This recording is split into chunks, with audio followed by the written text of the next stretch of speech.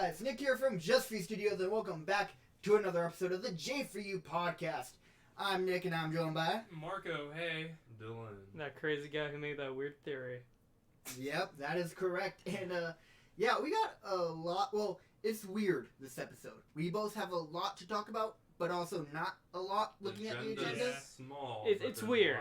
To describe it, it's kind of weird. yeah, it's that we don't have a lot on the agenda, but the things that we do have, we're going to be talking a lot about, I have a feeling. So, yeah, we'll just kind of give it a minute, just kind of let people trickle in here. But how have you guys been doing? I've been doing pretty well. Yeah, I've been working out, trying to be less fat. You know, all that. Nice. Yeah, this is probably the first week in a while where I haven't been to the gym, and that was just because I had a little 4-year-old that I've been babysitting this past from Thursday till yesterday. So, that was a lot of fun. Tired me out. But, yeah, I'll next week probably be getting back into the gym because of that. Oh boy. But, yeah, Dylan, how have you been? Just working. Just working. Good life. How about you, Pretty Raphael? much the same thing like last time.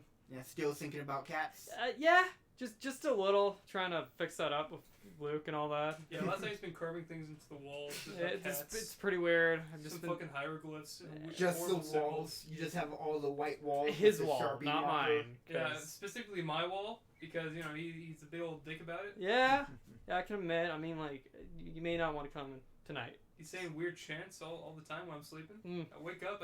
He says go back to sleep. Cats. Nah, you see, it's like It's talk. It's like kind of reverse. That's how you do it. Because like that's how they can hear you. Yeah, Sometimes exactly. during the day he'll just sort of hum the Meow Mix theme. In reverse, it has to be in I don't know how the reverse. fuck you do that, but you do it. Marco, you have to know it's always in reverse. What's the reverse of meow? Meow, meow, meow.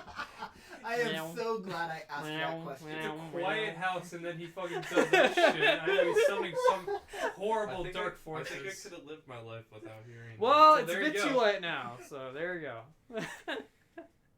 Alrighty, so I Alright. think that's enough leeway. So Yeah. to get started with stuff. So the first thing we have on the agenda is Spider-Man Far From Home. So we're going to start with kind of a brief non-spoiler, and Raphael, just kind of scooch a little bit closer. Alright.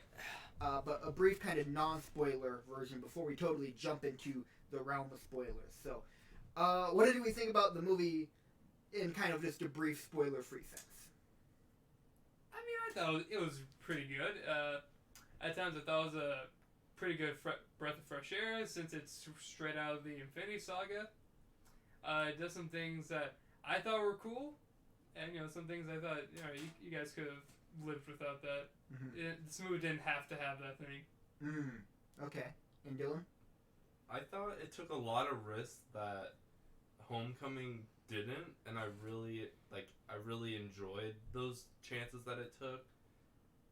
Like, and my complaints are minor. I don't have any major complaints with the film. And Raphael? In full honesty, after like Endgame, I saw it more as a long, like just like an epilogue to the end of the Infinity Saga. More just like showing like hey, you ever wondered like how it's like to be like someone who actually got affected by it, and just seeing like how so much has changed. That's pretty much it. Like that's pretty much it. What's going on? That's it. He just like it's just showing a different perspective besides like someone else, just more of like a down to earth level, just like this is how people are affected by it, and these are how people are handling this situation. And that's about it. Okay.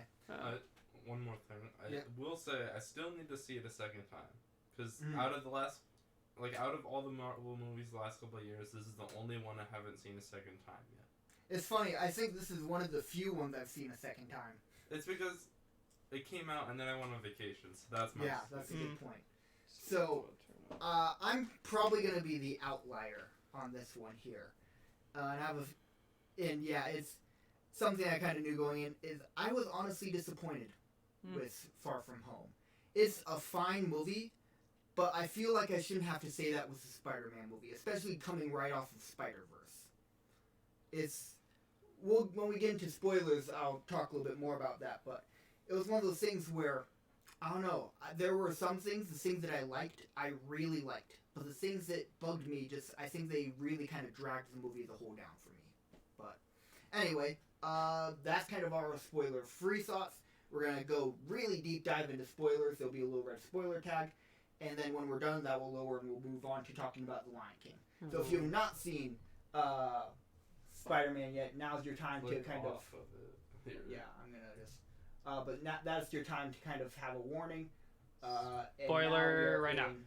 Right there. Hold on. So, what do we want to get started with in terms of the spoilers? Do we want to go chronologically, talk about kind of some of the biggest stuff? How do we want to handle this? I think... I guess I want to talk about some minute stuff that kind of bugged me for the movie. Okay. Go for it. I want to say something like So that. then, what if we start with kind of our criticisms and then move towards things that we really liked? Yes. Yeah. Okay. So let's start with criticisms. Alright, well, one of my biggest flaws in the movies were the drones that were used for, yeah, the little drones that Peter and little Mysterious had control of. Because they didn't really look like something Tony Stark would make. They looked really bulky, kind of downgrade for what he would use. Mm-hmm.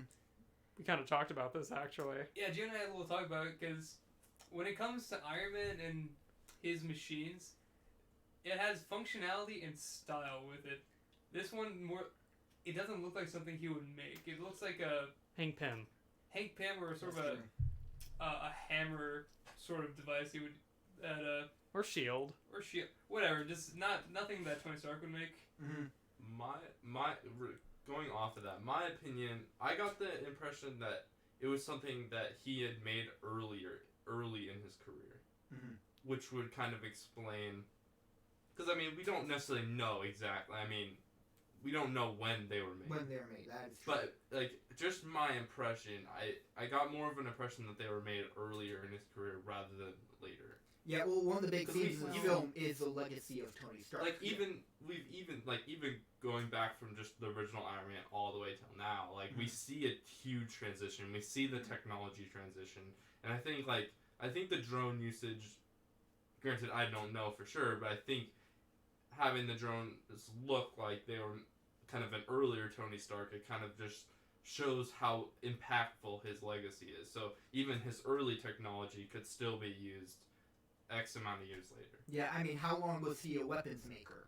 Exactly. A lot of those weapons, odds are still usable, and they're still high tier weapons. They're he just kept topping himself, so he kept setting higher and higher expectations. It also brought up something else. Where the fuck were they in Endgame? That is true, and plus, like, back to what you said, like, of the years of him working on it, I believe now I'm just guessing, like, just thought of it right now. Maybe he made it around, like, after, like, the Atari attacked New York for, like, a defense mechanism, because here's the thing, like, half his work is just mostly, like, weapons, and probably with his knowledge is just seeing, like, oh shit, this could happen again, maybe I should make some defensing just in case if the Avengers, like, you know, doesn't last, or just, like, if anything worse happens, I can just release these drones. And you could be right, like, you know, maybe he had it for a while, like, test protocol and all that for anything like that for the highest bidder, but it's also could be, like, after the Avengers It's thing. one of those things where it's open for interpretation, because we don't really get, like,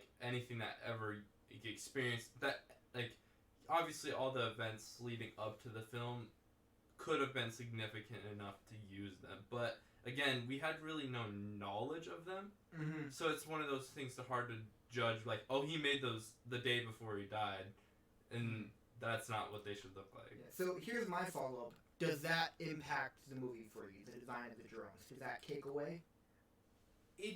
Only a little bit. Only a little bit, because, again, it seems like something that Tony Stark would make. It might have been something earlier in his career, but he is known, specifically with his suits, to sort of update designs of certain things. So if it were like a red and yellow sleeker look, it would definitely pull out, like, oh, that's Stark right there. Yeah, he would use that. Yeah.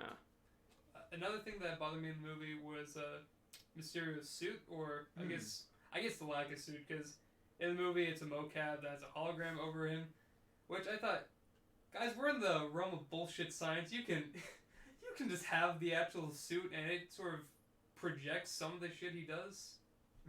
That's just my thoughts on it. Okay. Dylan, what are your criticisms that you said kind of mildly bugged you? So my biggest mild criticism was the train transition scene. Where he That's what I remember you talking about gets hit by the train, and then he just ends up in Scotland, I want to say, or wherever. Might be the Netherlands. Netherlands. Yeah, wherever yeah. he ends up. Yeah.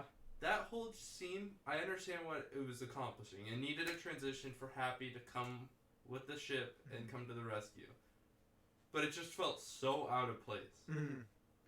And From I a think, pacing like, standpoint, I think, like you it's said, weird. or I don't know who said it, but someone said that it was like, at that moment they knew it was an awkward moment, so that's why they tried covering it up with humor. And that was my biggest, like, I didn't like that scene at all. Yeah, that's fair. It definitely felt a little bit out of place. Exactly. Because, like, we go from this super action-packed, like, fight sequence, like, which, in my opinion, looked phenomenal, all of a sudden to just a scene that doesn't feel out of place. Like, you don't follow up a scene to that caliber with something that low, in my opinion. Yeah, and I feel like I've heard other people talk about the jokes not landing. I didn't really feel that. That's probably maybe the only scene that felt a little awkward. Even then, I still laughed. But I laughed too. In the grand scope of the story, how much of that Netherlands prison scene are you going to remember? Like, Far From Home, that's the best scene. Like, yeah, the only part that is the only significant part is Happy showing up and him get like the ship scene is more significant than the but like him waking up in the prison, the guard wearing the night monkey. But yeah, I mean, they had to find a way for him to end up pretty far from where he needs to be. Yeah, very far from home, so that he has time to make his suit. So it just, I wish they would have done it a little bit better. I think there could have been some better writing and some better scene transition / design / choices. Maybe even ended up in a different place than that, and then. Raphael, what were your criticisms?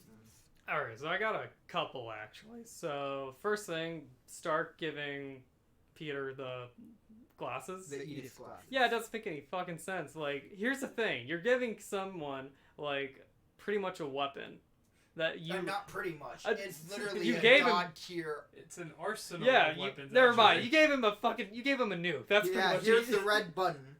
So press it on your if vacation. you want. And what he does is just like, oh, I need to get rid of a photo. You want me to fucking kill that person? No, fuck. And then and I understand why, like, he didn't meant that. But here's the thing about Stark.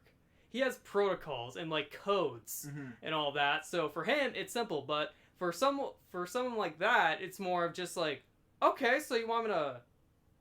No, don't kill him. Don't try to kill him. Just like get rid of a photo. Oh, kill him. Yeah. Even my second time watching, that's probably the scene I had a lot of problems with because it felt like very manufactured tension. That just made Peter look stupid. Right? Yeah. It did. Really smart, but that whole scene, I get awkward high schooler, but when you're talking about like, oh yeah, he just called a drone attack on a kid, and that crosses the line from awkward kid to just a fucking idiot. Are you sure that little AI thing isn't like Siri? Like when you're trying to ask her something, but it's like it hurts. Yeah, it hurts something else. Like that is something. That's another gripe I had. When Tony uses AI, it's fucking perfect. When Peter does it, even in Homecoming, it's like him trying to joystick a prize out of a claw machine. That is true. You have to remember, he doesn't use it. Like it's like kind of like a voice recognition thing. Yes, but it's also the thing where like he's a science kid. He has should that know this internship stuff. with Stark to where it's like, even if he didn't have that, you couldn't say, no, I didn't mean that, cancel. Yeah, and here's the thing. This is also the kid who hacked his suit, like in Homecoming. That's and all true. That. And yet he can't just like simply like have voice recognition or just like sayings like, I'm not Stark, like, you know, like code, like, you know, giving you a hint about something. I'm telling you like, hey, I need you to get rid of something. It's a photo. Instead of just like, oh yeah, don't worry, we'll kill that kid for it. That scene just really bothered me, especially even when Nick Fury called him out on that. Yeah. The whole like, you almost killed a fellow classmate. And? You're not ready for this. I was on Nick Fury's side. I was like, yeah, if he did that, he's clearly not ready for that. Which this is what, Spider-Man's 5th film? That is true. And he's still not Wait, hold ready? on. Civil War, Homecoming. Yeah, it's fine. Like, had to make sure. And I guess that's kind of my biggest problem with this movie. Is that I think I finally hit the point where, like, Homecoming, I had the mindset of, like, well, hold on. I really like Spider-Man, but let's wait and see. I still don't have a strong feeling for him as Spider-Man. And I feel like I'm still going, well, hold on. We still haven't gone to Spider-Man yet. Let's hold on our opinions. Just give it a second right there. He's had 5 movies of Spider-Man. Like, halfway through the first Sam Raimi Spider-Man, you're like, boom, that's Spider-Man. I still feel like he's not there yet. Like, the first Homecoming movie was him going from Spider-Boy to Spider-Man. And he had a Spider-Man moment of lifting up the rubble. But I feel like in Avengers Infinity War, he's the sidekick of Iron Man. Endgame, sidekick of Iron Man. That's Even it. this movie, he's still living in the shadow of Iron Man. That is true. And because Spider-Man's Marvel's he's biggest everywhere. character. He shouldn't be anyone's sidekick. And I still feel like it's at the point where I was going this whole movie like, yeah, but come on. When's he going to become Spider-Man? When is he going to be a man? When is he going to be a Chad? Right, and I was like, I feel like we still haven't quite hit that. And like, also, the story arc of Peter from Homecoming is super similar to his story arc in this movie. Oh, no, definitely. It's not like the evolution comes more from Endgame, which would be fine if it wasn't the same evolution he had to make in Homecoming, of learning to be a superhero without Iron Man. It was that whole message from Homecoming of if you can't do this out of the suit, you don't deserve it. So he was Spider-Man without Tony's hand out. But this movie was kind of the same story. Only Fury just yelled at him, just like, you idiot, and then that's it. And I was waiting the whole time for the moment of Peter to have, I'm not going to be the next Spider-Man. I don't know who is. There probably will never be another Iron Man. But I'll be the first Spider-Man. And the closest we got was Happy saying, no one can live up to Iron Man's legacy, not even Tony. Which is a very different message from you need to be the first Spider-Man. Why didn't he just say that? Like, you just need to be the next you. Tony did a lot of questionable stuff in his time. And I think or something like that. And I think that stuff falls more so on the writers. Oh yeah, my criticism belongs on the writer. I think Tom Holland is an amazing Spider-Man. The cast as a whole. Okay, this film, despite the poor writing, for me, I needed one more film to solidify Tom Holland as my favorite Spider-Man and my favorite Peter Parker. Mm-hmm. And I would still agree think with that, but the writing takes away so much for me. I think if he were given different material, hands down, he'd be by far the thing best. is he has 100 times more potential than he has shown. Exactly, I 1,000% agree with that. Like he has more potential than we've seen in Toby. Agreed. Garfield. The cat. And so. He has more potential. It's just the writing is holding him back, and that's what's disappointing. That's my biggest problem. It's all on the writing and the direction Marvel's taking Spider-Man. I disagree with, because I think what really showed this for me was actually the Spider-Man game. Because playing through that, every single moment of that story, I was like, that's Spider-Man. But then when you look at the MCU Spider-Man, it's still 5 movies in, he still feels like he's in his origin of his first act of becoming Spider-Man. And I get it, it's an 8 years later thing, but it's everything about Spider-Man feels very different from the MCU Spider-Man. They're 2 totally different characters. And I'm just not so thrilled about that. It just doesn't quite feel like Spider-Man to me. He still feels a lot like Spider-Boy. Spiderling. So another thing that I also had a little problem with it is actually back to the drunk thing, giving the glasses to Mysterio. Now, here's the thing about him. Now, we all can agree he has loss issues, losing his parents, losing his uncle, losing now Stark. He has this thing of just he'll clamp to anyone as he sees as a father figure of some sort. So I can understand why, but dude, you're dumb. Come on. You just gave them the nuke. This is a nitpick, but it really stood out to me the second time I watched it. That scene where in the bar. Yeah, beer. They're still in their costumes, unmasked, just talking in front of what Peter thinks are normal civilians. They don't give a shit. And they think he's a night monkey. The second time I was watching it, that whole time it's you both are just fucking idiots. What the fuck are you doing? To be You're to wearing be a honest, night he was owl pretty costume. stupid. To Hang on be a second, honest, hang on a second. He's not dressed as Spider-Man. He's dressed as Night Monkey. So see what's yeah, he gonna but lose? still, like, they don't know. They think man, he's just Night some. Monkey, the kid from New York City, the city where Spider-Man comes from, and Night Monkey has like it's. That's still oddly that kind of, specific, like, sir. I don't also- understand. Going back to that bar scene, the one thing, like, I've overlooked it by now. Like, it's not the biggest, like, thing, but that whole, like, Mysterio's speech, that went on for way too long. It did. I forgave it because it was simultaneously hilarious That's and why- like brilliant. That's acting why and it all wasn't that like stuff, my. That's why the train scene bugs me more. But Mhm. it was literally. The film was no more than 120 minutes. That scene took up a solid 2 minutes of the film. And it's total exposition. That's Like- all it is. So, imagine you cut that scene down to 30, 45 seconds, and you put that minute and 15 seconds somewhere else. How much of an impact could that make on the rest of the film? It's true. A minute and 15 seconds, in theory, isn't that much. In a normal day, it's not that much. But in film terms, that you can fit a lot of stuff in a minute and 15 seconds. Yeah, it's very true. So I feel, like you said, it was hilarious, and I think that's part of the reason I've forgiven it by now, but it was totally not needed. Which I think is something we're starting to see with the MCU is they, with the more films they've done, when they have kind of little problems like that, they're really good at trying to cover it up with humor. It which was is a good, safe, but it does kind of make it apparent. for them, it's a safe option. It's a very safe like they option. knew, like, oh, it's gonna make people laugh. Like, it's a safe 2 minutes of the film where they probably had other content that they could have used and shortened that scene and took chances somewhere else. But they're like, well, we don't know if the people are gonna like that, so we're Humor's just gonna, easy. yeah, so we're just gonna play away and just keep it up as is. Mhm. And I think I want them to take more chances. Mhm.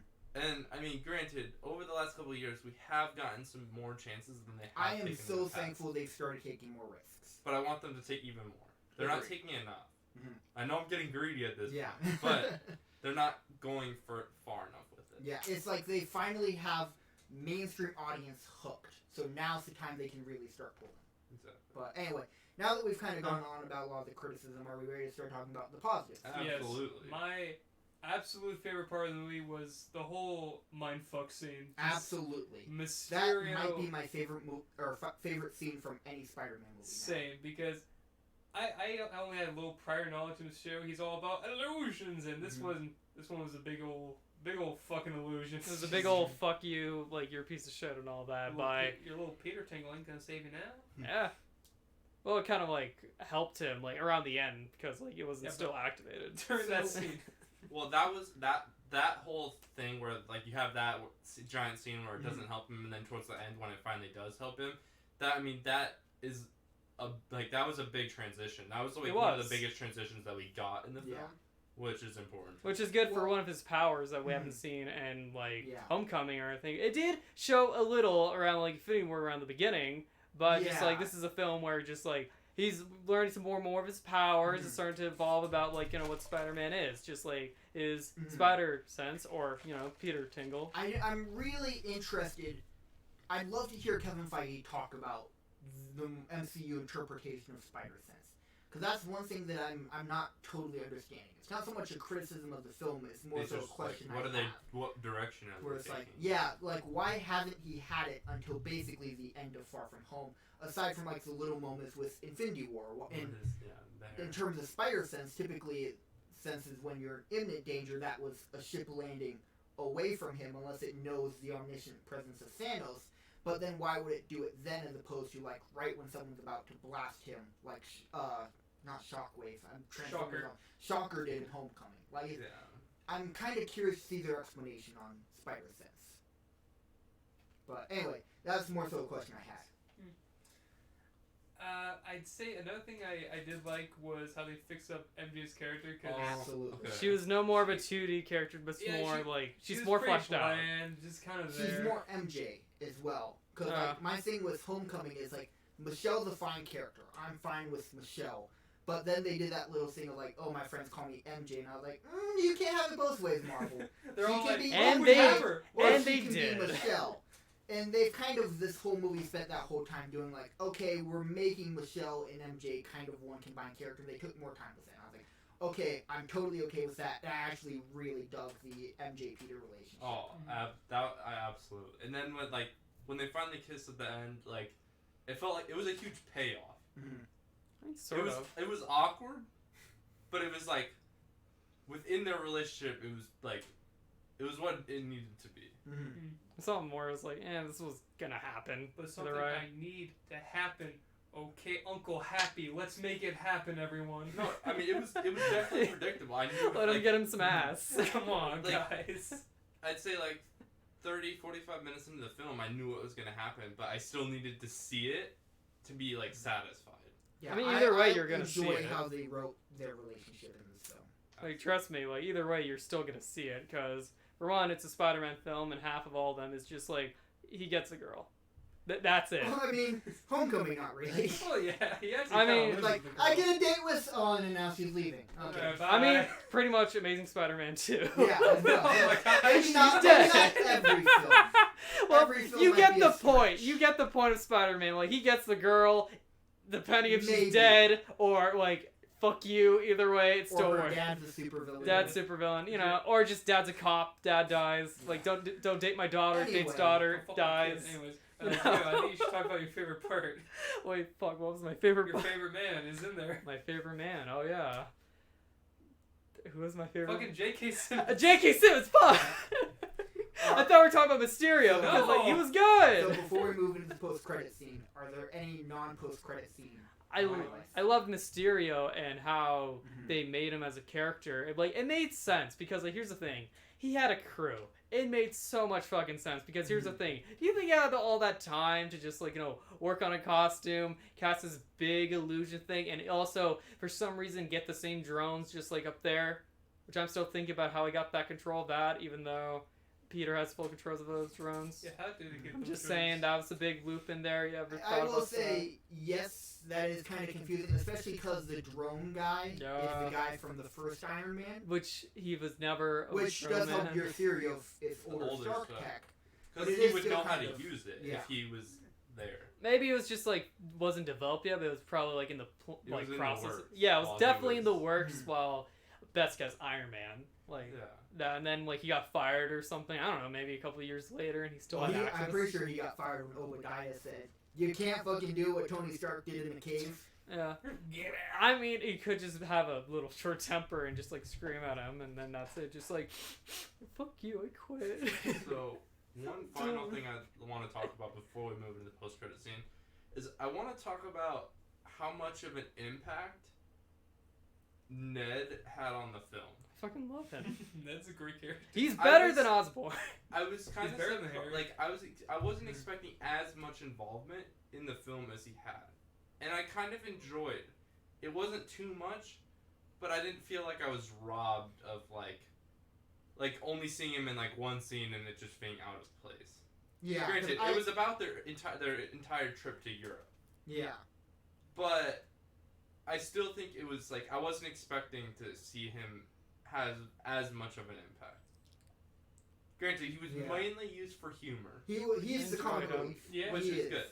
which is totally fine. He's I'm better no problem than with that. you know. I do wish he played more of the guy in the chair. Yeah, I will say that. That's true. I'm gonna be honest.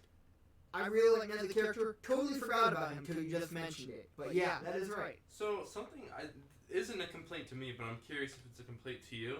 Was the whole scene where Nick Fury like hijacks their vacation, like where he makes the phone call and all of a sudden their trip is like redirected to Prague? I mean, he has How do you connections. feel about that? For what the film is, He's kinda I'm Fury. okay with it. Yeah. But the root of my problem is I'm honestly not a big fan that they took Peter away from New York to begin with. Since they did, yeah, that makes sense. But I'm still kind of that believer of like, we're still on that Spider-Boy thing. Let him become Spider-Man. and then send Let him be the New York hero. Then maybe do some Avengers skill stuff. I'm still kind of conflicted with the direction they're taking the character. I will say, I mean, some of the stuff he dealt with was Avengers level stuff. Yes. Absolutely. Just little stuff. Like even asked for like, you know, something like, hey, can we get these people I saw in that one battle? No. Oh. Anyone? Not even a cameo? No. So just me, but yeah. it's that kind of thing where he's doing that, Go. but he's still Spider-Boy. Yes, Yeah. It's just I mean, kind of there's it some wasn't really a conflicting stuff there complaint. for me. I was just curious how you guys felt. I'm okay with it. It I guess doesn't would be really my bother first- Because, I me, mean, it's how just- else is he gonna end up in Prague? I mean, It's a it was Fury the only thing. logical, and I Yeah. mean, it's definitely Agreed. like looking at Fury's character. I mean, it's definitely something he. would Let's do. face it, this was bound to happen because, like, in a way, that character gets what he wants. Like, even if, like, he'll act like, okay, give me an hour. And then just like, the fuck, man? Like, what? You're on your vacation right now. Yeah. Now, here's your summer job. There you go. So Do it. I definitely really like specific moments in the film. The Mysterio thing, absolutely incredible. And I'm just really impressed with what Marvel has done with Mysterio and now Vulture. Like, I love how they're handling those characters, making them tech-based. I've heard the criticism people have of, like, both these characters are connected to Tony, not Peter. And I agree, I would prefer to have a villain that's connected to Peter. But I think for what they are, I'm okay with it. Yeah, I'm also something is it's like there was speaking of the like going back to the writing really quick, like how like granted there's a lot of scenes that we bashed on the writing, but I'm confused because there was a lot of scenes that the writing I felt was really well done, and that to me doesn't make any sense. How do you pull off some really strongly written scenes and then pull off some weaker scenes? Well, and then part of that could be also how Marvel writes their films. A lot of it is they have one team Group of writers writing. do the initial thing, then they have other writers go in and revise it. So then so basically the other writers don't like some of the stuff that the initial writers did, change that up, and then the stuff that they changed ends up being the weaker points, and the stuff that they originally... Possibly. And then also, Marvel still does a lot of writing while they're shooting. And yeah, I'll get to questions here in a sec. But like even while they're shooting, they'll still rewrite and change stuff. So it's like So, as the script ends up in different hands, and they like, I guess it could just be the conflict of minds. Like, yeah, obviously everybody has different opinions. They read it, they don't like it, they change it, and then it ends up maybe being weak. right. It's like it's not like they had a version of the script and it's And like that's the awesome, that's locked, we're using it. That's not how Marvel really operates. I know it's not how they operate, and I know it's how they will never operate. But at the same time, I'd be curious to see how a film would turn out like that. I think it would be great. I think they wouldn't do it in their 2-year time. I think that would add another year to their production. 3-year film. Because I like we said, it's a lot of the film falls on the writing. Yeah. Like a lot of the faults of the film fall on the writing, and I just wish that there was some way to satisfy that and get a well written, full, like maybe have one weak scene be that's the whole out of the whole film rather than the multiple scenes that we got out of this. Because I'll say my only problems I have are really just with the writing. If it were better writing, I have no problems with the cast. Cass is... I think all that's fantastic. Given what Mysterio had as a character, he used what he had and made it his. Right, and I think Jake Gyllenhaal crushed it. Exactly. Yeah. So it's like, I have no problems with anything along that side. Even the directing, cinematography. I wish they used his costume more. And I also, I really like the red and black costume. Well, and like we were talking about after the film, John Watts took more chances. He took more chances. From like even just going from Homecoming to Far From Home. Yeah. It's a big leap. It's a huge leap, yes. Because I mean, there he was just kind of establishing some ground stuff, establishing himself, and then he realized he needed to take. Yeah, and I even like how because he likes to direct kind of the high school character teen-driven stuff, and I like that stuff. It's just kind of the writing of that is where my problem comes from. But anyway, address some of the comments before we go into the post-credit scene. I'm seeing a lot of comments here about trans crafters, and what else is new? just throwing it out there though, I've never gotten rid of it. We're still working on trans crafters. I think the biggest thing is that I had to take about a month to 6 weeks off for work stuff, and episode 3 has a lot going on. I have a whiteboard there that has everything that happens in episode 3, 4, and 5. And literally the majority of that whiteboard is episode 3. There's, at the moment, a lot of stuff that's happening in it. So it's just taking a little bit longer to make, but it's getting made. Don't worry. Who voices Subwoofer? That would be myself. And yeah, hello, everybody. I appreciate you guys watching and being here. Anyway, so are we ready now to talk about the post-credits? Yes. Yes. All right. So, Okay. J. Jonah Jameson Yes. revealing that Spider-Man is a menace and revealing his secret identity. Now, I believe what they can fully fix about this is simply another credit scene that we already seen with Fury is the Skrull. So what they could do is that Shield, like Peter will probably talk to Shield like, hey, we got to find a way to tell everybody that I'm not Spider-Man, but just, you know, because my family's in jeopardy, my friends are in this whole thing, and I feel that a Skrull could simply do it. Like, they just have to be at the same place, same time, like maybe on like television or just like internet or something. Because that could be the only way to do it. Or, like Marco said before, make a blood deal with the devil, and it all works pretty good. Yeah. I will say, though, I'm not sure how they work that into a film. I definitely agree. A Skrull would probably be the easiest way to handle that. I mean, yeah. But they obviously set that up for that to be the main plot of Spider-Man 3. But I have It's not like that's going to get undone. This in the does first open bit. the door for Craven the Hunter to come in, which So I that's did hear kind of talk my about current that. theory. I do have a bit of a little theory for what might happen. Go for it. Either Norman Osborn, because we see the Osborn building in the post-credit scene, or I think somewhere The alleged. yeah, the Osborn alleged building. Osborn. That's my building. theory. And the house, And or Fantastic Four, since... It could be Fantastic Four. My theory is Osborn. Yeah, but like whatever it continue is, on. it could be that Norman Osborn shows up. He sort of promotes Spider-Man as not being a menace, while in the background he's sort of figuring out, okay, how did this Spider Boy happen? And Like, then, how the fuck did this happen? What the fuck? and then through some scientific bullshit, the Goblin happens, Or Gabo. or it could set up the Sinister Six movie. Six movie. It's true. Considering Craven's gonna be involved, and Well, maybe might be. might be involved. Yeah. So. And there we got someone for Scorpion, so anything could really happen. I definitely think they're moving. Marvel, I think, is moving towards Sinister Six. Yeah. Sony, I think, is moving more towards Venom in that side of things. If they can, with the whole, like, deal with Sony and all that. Sony's gonna do it. Which is Well, a shit yeah, deal, by the way. It is, trust me, but it's just, like, again, what for Kevin that. Feige has said is that Sony does definitely want to do a Venom Spider-Man crossover. It just would not take place within the MCU. It Yeah. would be disconnected. Which does mean eventually it will happen. It just Yeah, it just won't be, be- like, canon. It has Exactly. no effect. Yeah. Yeah. The only thing that I see about this whole thing is that with the whole Marvel and Sony deal, it's like a double blade sword. And because what I know about the deal is that like each production has to work on a film that involves Spidey. For Marvel, it has to be something Spidey. But for Sony, it has to be a character based around Spidey's world. Like it could be a villain, kind of like Venom, or just like the Venom, like that Venomverse thing that they were working on with like Morbius. Yeah, Morbius and all that, and Silk Spectre and all that. yeah.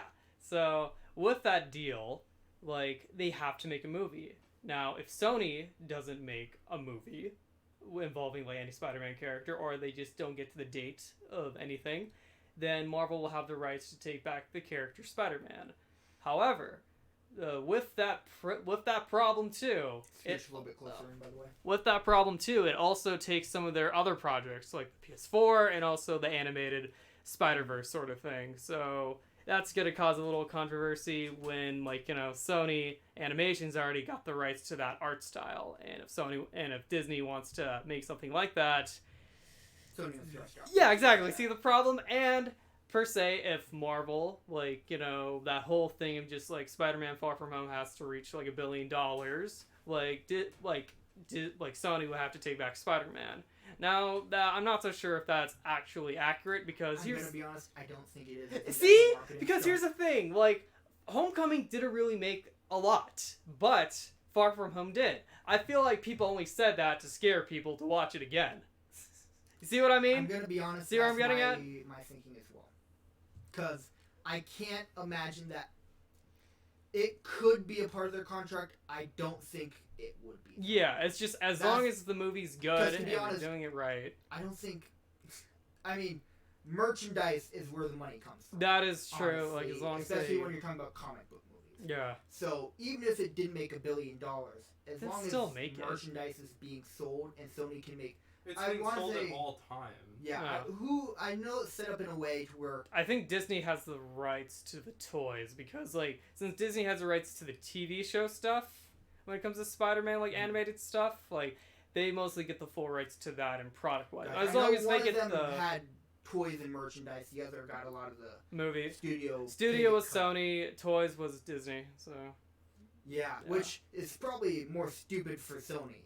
Oh no, definitely. But that could be why they're pushing the $1 billion thing. See I what don't I think mean? it's a legal binding thing, though. I think that's them trying to make the deal better for themselves. Yeah, and hopefully, like, this deal continues, because if not, it just will bring more controversy and a lot of shit on the table. I would be shocked if it didn't continue. I would too. Just like, that's pretty dumb how they're not going to do this. I think right now both studios are benefiting significantly. I think they're both satisfied with what. Yeah. But so my issue with that scene, that mid-credit scene, is just that it like I understand what they had to have it to set up the film, the next film. But my thing with it is it just kind of felt a little bit out of place in the aspect of what Mysterio knew he was gonna die. No. Okay. Best guess, he probably faked it. I mean, come on, Yeah. he's a master of illusion. So- Think about it. Like, he said, like, is this real? Maybe, like, you know, he probably did something. Or I don't know. Maybe that's not even him. It's just, like, somebody else. I will say, so... Could be chameleon. Granted, Could be I that don't know, chameleon the guy. second You know what I'm watch-through talking could about? change my mind.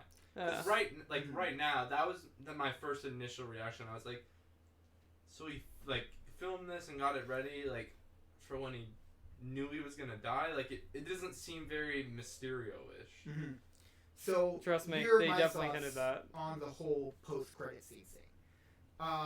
And I have some good and bad for that. The first thing, why did it have to be a post-credit scene if it took place immediately Like, after the end of the film? Couldn't that Just have to- just been the end of At the the end film? of the film. Just to Well, get that real thing so people can stay like, oh my god. But they already had the Nick Fury thing. Just make that the post-credit scene. Don't have a mid-credit scene, and then there you go. It just feels like such a big thing to have as a mid-credit scene and not the actual end of the film. Yeah. It's a bizarre nitpick. Yeah, That. I mean, it's if- alright. if It's there not a was, like, bad a decent nitpick. amount of time in between it. Yeah, absolutely. You have to. It's literally one shot, credit, then continues with the next shot. It's like, Yeah, you definitely if this get were away with any it. studio other than Marvel, people would be, what the fuck is this? I Like, mean, But since it's Marvel, they're like, it's okay. they kind of have, like, But- you know, Top Gun, big boy pants and all And see, that, so they can do whatever they want. I didn't even look at it that way, but now you bring that up. Big boy That pants? was no. Yeah. It was just See, gets that was it. like Yeah. that's incredibly stupid on their part. But. And the other thing is, I guess okay. So I'm trying to think of the best order to get my thoughts in. I guess the next big thing is I definitely think Mysterio's alive, especially after a second watch. Oh, definitely. Bro. Is it when he was recording himself, he already had some of the scratches he got from his skirmish with Spider-Man. This is probably right Yeah, Because after. I didn't before realize he was that. wearing the tube and just talking there. When he's talking, he has the costume thing on and has his scratches. Maybe they could have VFX that on, but it's an odd detail. And secondly, the angle where the camera is and how it points at Mysterio, that's not where Mysterio was laying when he was dead. The orientation the video is in, it's like, I don't know how I'm going to block this out, but it's just like Mysterio's kind of laying like this and Peter's standing right here. But how it actually happened was Peter standing right here, Mysterio's curled up in a ball right here. Like, there are a lot of little inconsistencies with that. Special They effects, just, my friend. like- Special I definitely effects. But then why are we surprised? Then the whole thing could just be CGI. He doesn't need any of that then. It's just, there are a lot of It's odd just details. He just Yeah. needed the voice from him to, like, press the confirm and all that, and just, like, But see, all like, that crap. I mean, it's just that whole scene. Like, I understand they needed it to be able to set the film up, but I wish it was done better. Marco, Yeah, care to add and- anything to this? No. So- It's kind of spectating. So then here's kind of the follow-up to that is, I don't like that this happened to begin with, is also the thing. Yeah. It was a big WTF I heard everyone talking about after the movie. When I was driving home, that was probably the nail in the coffin that made me feel like this does not feel like Spider-Man. It's because Spider-Man's supposed to be the one character really in Marvel who has that secret identity. Yeah. Tony doesn't, Cap doesn't. Spider-Man's the character who has his secret identity. And I'm kind of worried that Marvel did this planning not to undo it. That they would undo the he's not a terrorist thing, but not undo the fact that everyone knows Peter's Spider-Man. Going off of that, I actually after the film, I watched one review on the film because I needed, like, while it was fresh in my mind, I needed to hear someone else's thoughts on it. And something that he proposed was that, like you said, that they aren't going to fully reverse it and only just make the next film him dealing with that and trying to undo the, like you said, the him being a terrorist part, and then everybody still knowing his identity. Because what the MCU really likes, and I get it from a business standpoint, is having the actor's face seen at all times. Because that's, when you look at the poster, especially for like Infinity War, no one's wearing their fucking masks. They're all face out because that's how you sell tickets. And now we're at a point where people go to see Spider-Man movies, sure to see Spider-Man, but to see Tom Holland's face. I just want to see Spider-Man face. It's like a connection. The problem, yes, and I the just want to problem see a with mask. that, though, is the more you show Spider-Man with his face, the harder it is to be like, oh, but he has a secret identity. The perfect example is the bar scene, where you couldn't have that whole scene with Spider-Man wearing his mask. There would be no emotional connection. They had to have the mask off. Now play that scene if the world knew Spider-Man was Peter Parker. It just gives them a lot more flexibility with the writing. I get it from a business standpoint. I just hate it because that's not Spider-Man. And that's probably my biggest problem with that scene. But my thing is realistically, that move had to have Stan Lee's approval. If you think about it. Did it though? I mean, that film was being worked on well before Stan Lee passed away. Being worked on, but what's to say that post-credit scene wasn't something they decided halfway through shooting it? As a, you know, it would be cool when Kevin Feige wants to do this way. True. Yeah. There's no guarantee that like, would be. I wish we could talk to Stan Lee and just like get his opinion. Well, I kind of have him on my show here. I could kind of mouth Stan? Hold up. Stan, you there? Stan. Hello, true believer. Stan. Fuck! Stan, I need to know. But Why?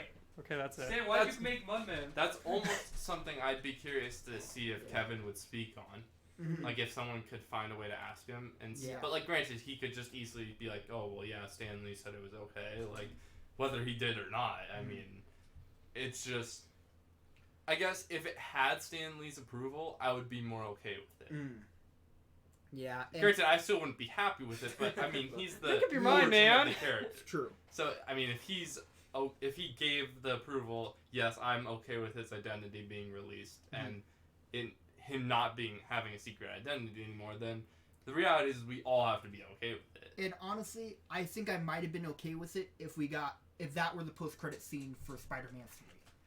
Because I'm at a point where it's like, we just got MJ knowing his secret identity. She would doesn't, Now love- she everybody doesn't get knows. to keep It's that not secret fair I would by love- herself yes. anyway. I would love to see a Ned. full Good old movie Ned. of her having to keep that secret. And maybe there's some relationship up and downs. There's a lot of room to play with it's now just gone. Because Ned got That already almost did. all of Homecoming, and obviously got he got like half of Far From Home without someone else knowing, without an. Yeah. So yeah, like, I guess that makes They sense. didn't give any time for that kind of conflict to happen. And even MJ's reaction at the end of that, just And even like my thing of like wanting to see Spider-Man, it's like, give me one movie of actual Spider-Man where he's not a Spider-Boy and he's Spider-Man like from the comics, and then have his identity leak. Then I at least have that one movie. So now I'm kind of worried from that standpoint. Now going off of the series standpoint, here's the one way they could do it that would make me the most okay with it. And there's no way they're going to do it from a legal standpoint, but they theoretically could. I just don't think Marvel, A, would want to, and B, would have the too patience. risky. It would be that, A, so the plot of the movie, because John Watts has said he wants Kraven to be the villain of Spider-Man 3.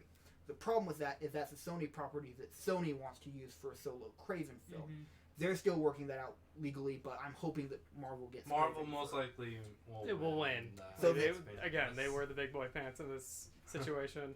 So ideally, my version of the movie would be Kraven sees on TV, like he maybe just did a big hunt and he killed the last of some endangered species and he's looking for his next hunt, and just sees on the news that J. Jonah Jameson, this person is Spider-Man, and he goes, that's a terrorist, that's a superhuman.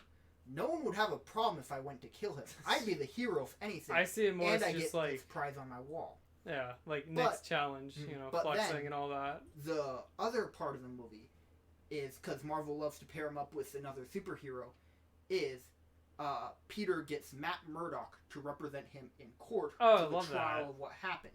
So the human thing is Peter having to try and clear his name with the help of Matt Murdock while being hunted by Kraven, and Daredevil helps protect him. That'd be cool. So They're really cool. there's a 2-year cooling off purpose, which since Spider-Man isn't in Phase 4, could theoretically work. They have time to let Daredevil's rights cool down and then write him into Spider-Man movie. I honestly don't think they're going to wait that long, though. Yeah. Probably not. I mean, like, here's the thing. Like, even though Phase 4 was announced, they do want to try to get, like, a Spider-Man property into Phase 4. Yeah. Because, let's face it, If like, anything, it's it'll come Sony. right after It's- Thor: Love and Thunder. Yeah. But I don't think they'd have the patience to be like, you know what, Tom Holland, do other movies. We're going to take 2 years of doing nothing with Spider-Man, Well, then write a script. something I've been seeing float around. How much is left on his contract right now? The contract that we know of just ended. Yeah, But but... Tom Obviously, confirmed we're that he gonna- did it. yeah. yeah. So, and we don't know how long that one is. Now, there So is that's- there is speculation that's going around that he has, like, 8 more movies with them, but just, like, Let's, that's kind of a ballpark right there. let's so. be honest. Him being in the film makes the film's profits go up, let's say, 25%. Like, Okay. or, I mean, him being in the film just makes their profits Yes. go up. Like Oh, you yeah. said, some people go to the film, go see the film because we get to see Tom Holland in the film. Correct. That's why your theory of them waiting that long doesn't work, unfortunately. Unless they throw him into somebody else's movie. Tom's such a bankable actor now that I think they want to cash him in something. Well, yeah, I mean, But definitely. he has all that build up around it. He has that Granted, Uncharted though, thing I thought going the same on. thing with RDJ, and I thought that meant RDJ was never going to die. So maybe I could be wrong on this one. But I think we've been talking about Spider-Man long enough. What Yeah. do you guys think? All right, 50 so minutes of I feel Spider-Man. like we should just summarize the next thing. yeah, so let's talk about now. There's spoilers. Yeah. The Lion King. I mean, it's Which- still So hopefully we not don't really a need to have spoiler-ish because spoilers it's up the for, but just a same disclaimer. movie. Just a disclaimer: if you haven't seen The Lion King and you just don't want to know anything of our thoughts on it, dip out for a little bit, come back a little bit later. Or if But, you don't I mean, really care, there's gonna just be. go It's ahead. not really. You can't really say it's full spoilers because obviously It's it's the same not. thing. It's not. Yeah. An original film, Mhm. but we are gonna kind of talk about the Yeah. film and specific details. Of So Dylan, you and I have seen the new Lion King. You guys Yes. have not. Don't Correct? really care about it. So Dylan, what are your thoughts on it? Just blanket statement kind of thing. So, obviously, CGI wise, I had some minor issues with the CGI, but it's still really cool to see like CGI as a whole, like how much it continues to improve. Mm-hmm.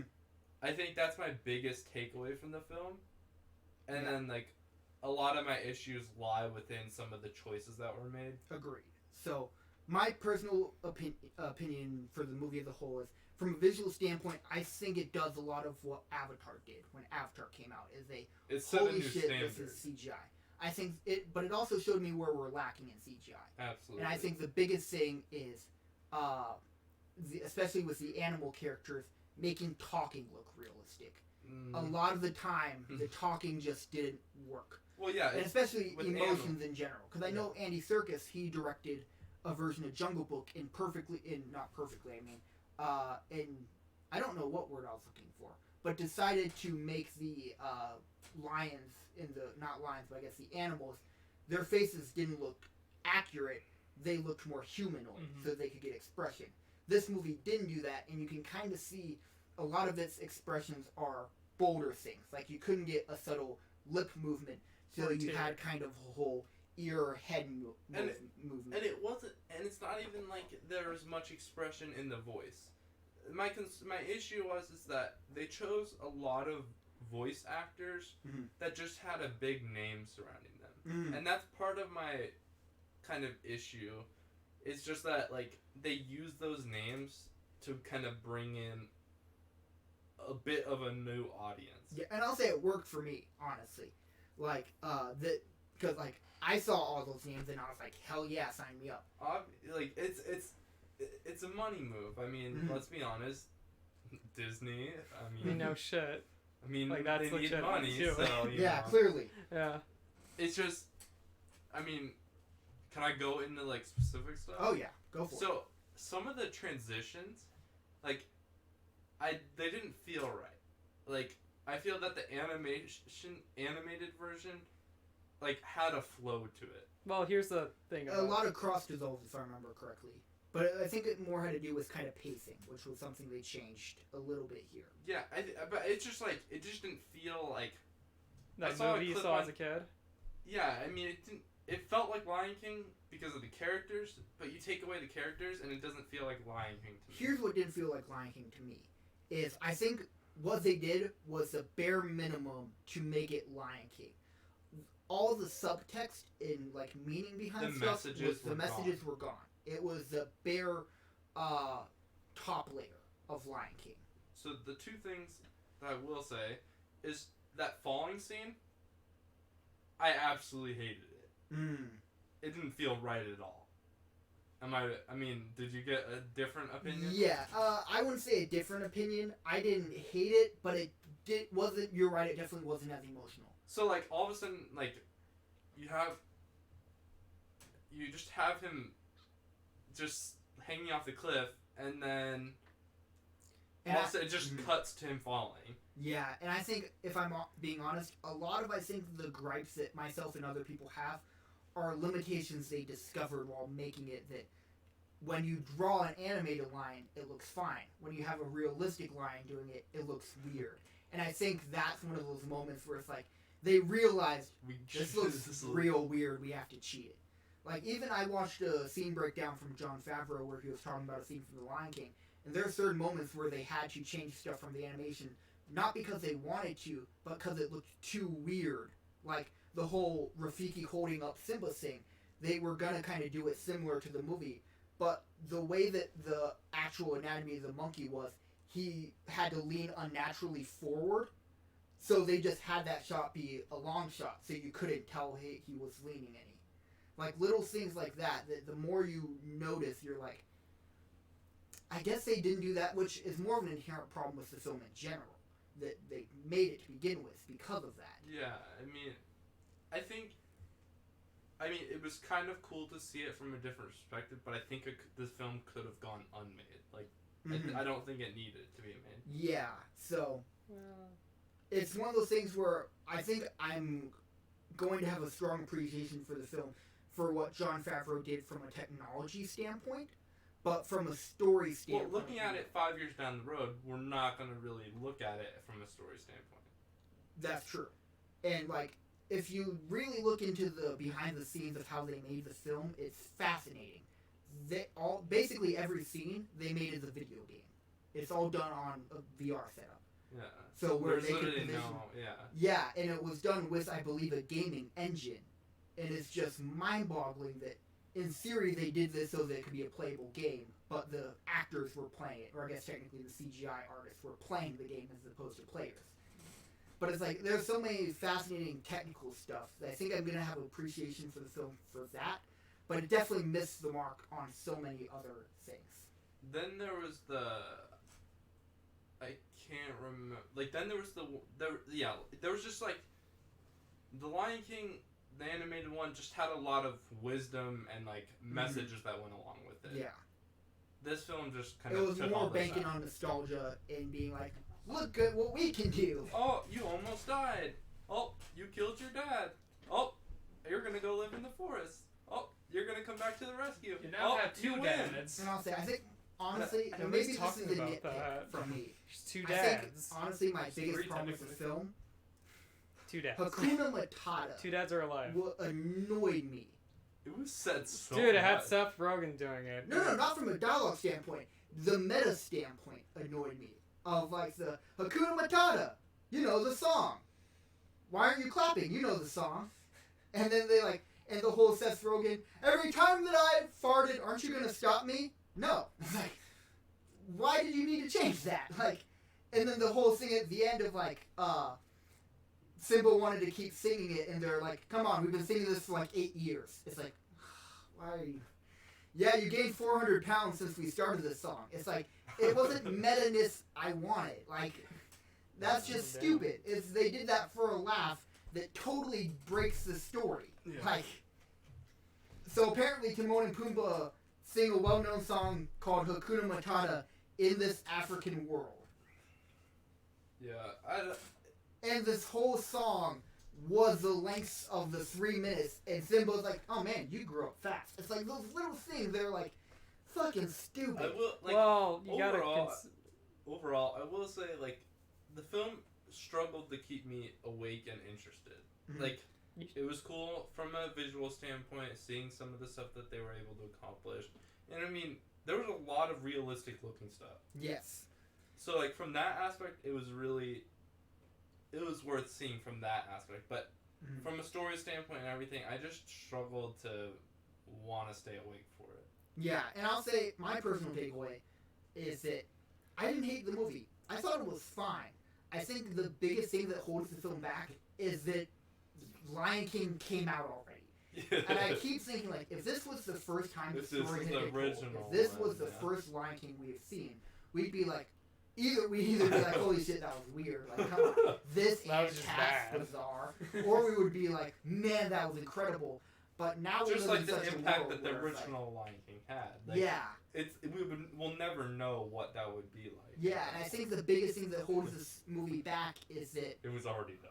it was already done, and they made no real changes. And all the changes they made took away. Yeah, they they- didn't add. Yeah, Nothing they was ruined- added to the conversation about the Lion King. they ruined the Lion King, if anything. Yeah, More so it's so like, than complimented. and it. honestly, it really makes me more than ever question the Disney live action remakes, as opposed to like, if you're not adding anything to the conversation, what's the fuck is the point? Like, I feel Aladdin added. Like, going Yes. back. And I didn't Speaking love of Aladdin, but I appreciate all the new stuff they added. Yeah. So they for the remakes, they need to stick with what they did with Aladdin over yeah. Lion King. And honestly, the thing that I'm most impressed and interested in, that I'd almost like to see more of, is like Maleficent. That's nothing like the original Sleeping Beauty story. It's centered around a side character, essentially, Maleficent. And it's like, oh yeah, this is her side of the story. I'd be more interested in stuff like that because it gives you more freedom. And I think when they do stuff like The Lion King, where it's like shot for shot the same or worse. They know they don't have much they can't take chances. They're like, well, if we do this, then people aren't going to be happy, but... It's like the thing where it's like, man, I'm really kind of worried about that. I But think I get what you're saying. Yeah. They should make a live action Lion King 1.5 movie. exactly, Yeah. yeah, God, you yes. know, yeah. And Lion I'm gonna King be honest. 2, that one with like that evil lion's son. With I'm Jafar. not gonna Jafar. lie. I think they would do a better job with that. They than the probably will original because they need them. Well, here's the thing. Okay, so we all know that. Let's face it, the Lion King reboot didn't really like reach any new mark. Because here's the thing.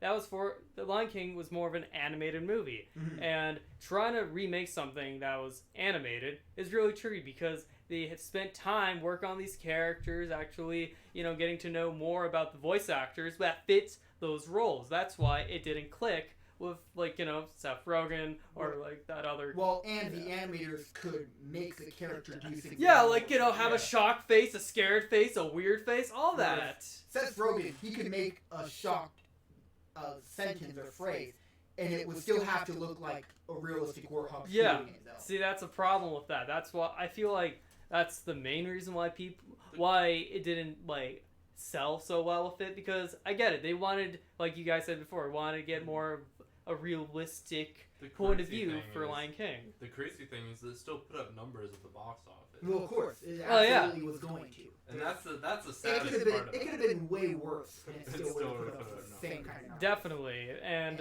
And that's the part that bugs me, is that just because of what the film is titled and what the film is doing, it can still make money no matter how trash it is. Mhm. And that's the sad part of it, because because actually redoing something that was once a good thing, and it took a lot of time for animators or anyone who was working on the project. And believe it or not, around the production of Lion King, people were actually very skeptical about Oh it at yeah, first because especially here's the the thing. fact they made it a musical. Yeah, That was a huge that like, what? and also believing that Pocahontas would actually make more money. But once that dunked and Lion King raised, people like the company was really shocked. Like, oh my god, what the fuck? How do we do this? Like, what I want to close on as far as Lion King goes is I think that your guys' opinions of Lion King are better than mine and Nick's right now. Well, yeah, because here's the thing. Like, Mark, you're would you better care to off like? Would you by care to not like? seeing. I think you got this. Oh, well, okay. So, what? Raphael, scoot you a little bit closer. All right. So the way how I've Mr. been. Popped collar. All right. The way how I've been seeing all these reboots for like reimagining them to like the big screen again with live action, like famous people, or just like auto tuning voices from Beauty and the Beast, or just trying to establish characters like they are this now and they have always been like this, will never work. And the reason why I'm saying this is because for the past few years we've all been seeing like, you know, horrible remakes from like once great animated stories that had amazing scenes that people loved as a child, and now looking back at it from like a live action statement, it doesn't really have that same magic you have anymore. And I think the worst thing is Disney likes to treat it like it's an upgrade. Yeah. Like the Yes, original, that is true. that's not your main, okay? Will Smith Blue though, this is yours. Robin Williams, get out of here. Actually, I will say, I feel like in Aladdin's defense, they knew that they were never going to beat that, so they tried to do Yeah. something different. Like, hey, no, we're doing this. You still have your version. We're doing this instead. Yeah, but that's the thing. They always want to change something up so they can gain back the same viewership those people once had. The only problem with that, if you change a story, many people won't like it, but... There's no winning. Exactly. But There's no I'd make that win-win. argument with anything. Again, like, it's a double blade. Just like the Sony product, just like anything. Any good thing always has a problem with it, no Of matter course. what. Company will try to take advantage of whatever it takes for anything that's popular for them that can make money out of them. And, you know, just suck all the people's wallets out with a giant vacuum of merchandising or just like reboots or TV specials, you name it, merchandising, anything. Hell, like even if you like put a Simba or Timon on that cup right there, you'd probably buy it. Mhm. Probably will. Like, I don't know. Like maybe it's like one of those like you put a cold drink in there, get a cool picture, put a hot drink. Like, you'll get a cool picture. Can I play devil's advocate for a moment? And I'll do this from the standpoint of, I'm not personally a fan of the remakes, but I think someone could make the same argument a solid 15 years ago about comic book movies. Oh, I believe they can. You know, Trust me. comic book movies, they suck. No one would ever No, make a trust comic me. book They movie. can Why totally would you do do that. when you have the original comic books? Yeah. But now we're on the golden standard of Marvel and the MCU. So I'd say I think it's possible. I just don't think what they're doing now is the right way of going about it. Yeah. That the reason why I just have a strong hold on this is because like when it comes to like working on somewhat of an original project, when it came to like some stuff like this, it's a bit touchy because like people loved something like what once was just like the best thing ever as a kid, and now they're just like, you know, just putting a new face to it, a new cast and everything, which they have the fully rights to do it, but at the end of the day of this whole thing, like, is it still the same thing you once knew, or is it just like some weird other thing that's completely foreign to you? Here's kind of a question I have for you, Dylan. What do your brothers think of the new Lion King? Did they see it? No. Okay. Well, there you go. 'Cause I'd It's be more... really curious to see that generation's take on the live action that's the remakes. thing is that for someone who hasn't seen the original Lion King, I'd almost want to see their opinion on it. Mhm. Or like the opinion of people who see both around the same time and don't have that built up Or nostalgia. like a back to back, like of- they see the older one and then go straight to the new one. Yeah, or like they haven't had that, because we've had years of only having the one version of the Lion King. Yeah. I And could the also other- see it the as other two. what's happening now with Star Wars, where I know I hate the prequels, but there's a whole generation of people who are like, I fucking love the prequels. They're better than the original trilogy. They're better than the sequels. The prequels are the That's best. the hurtful part. But it's their opinion, and it's not just a lone opinion. It's a lot of people. It's just like Because that's what they grew up with. I think it depends on the like which audience is watching it. Mm-hmm. I absolutely agree with that. And something I want to maybe close Lion King out with on you guys. So I don't know if I'm the only one who's heard, but there's been that the whole speculation that within Walt Disney's will that he wanted remakes done. Yeah. Is that something that you guys believe, or is that something that you believe is just a cash? I believe that's entirely a cash. And on top of that, I think the part specific. that I don't remember who brought this up to me, that I believe someone else brought up, is that what their interpretation of what it was that, do you remember Disney's Vault? Yeah. That big vault thing you see on TV, just like, it's coming right out of the vault. They released the versions of the film for every generation through the vault. So every generation has a chance to buy The Lion King. Again. And then they put it back in the vault. And then Bambi, and then they put it back in the vault. So then instead of remaking it, it was just releasing it for people to buy and watch. Granted, that's more of a perspective from the time in which, you know, Walt was alive and thinking. He probably couldn't plan for what's going on now. But I do find that fascinating because, like, yeah, I guess if you didn't have the foresight that remakes would be a thing, of course that's how you would make money on existing properties. Remakes wouldn't even cross your brain. What would cross your brain is reselling movies you've already made. But with the overall boom in the film industry, Bob Iger is like, let's remake all these movies and make a fuck ton of money. That's pretty much. and just say that we are supposed to do this. Yeah, absolutely. That's my belief. Okay. I think that kind of closes it off. Alrighty, so now 1 hour down, probably another hour to go. Ah, apparently. jeez. Oh, jeez. I got work. So, I have to skip do it. we still want to talk about the stuff before Phase 4? Yeah. It's time. Okay. It's a little brief. So, Yeah. Marco, you want to talk about the Avengers game a little Go bit? for it, Marco. Yeah, at Comic-Con, the studio who's making that new Avengers Marvel Avengers game, Square Enix. yeah, those boys, showed some gameplay, and to be honest, it looks somewhat similar to God of War, in my opinion. Okay. Specifically with Thor and Captain America. With other characters, it seems pretty alright. They fixed up Natasha's face because she looked a little like Prince Charming from Shrek. Which, in their defense, you know, they're still working out some stuff. I'll give them a... See, that's the problem But with it. I Like, feel at first they- they were stubborn. I feel like they could have first released the designs, get that feedback, then fix up the trailer before releasing it at E3. Because That's fair. They now the probably first- should have had a test screening. now the first trailer is gonna have an outdated design, Although, that's the thing with a lot of stuff. It's true. and they revealed some suits that are available in the game that I think takes a note from PS4 Spiderman. Thank God. I didn't know that. Thank God. Hold up a Alternative. second. Hold up. Alternative outfits. Some of them, okay, you're probably gonna have to buy with microtransactions. Oh boy. That's fun.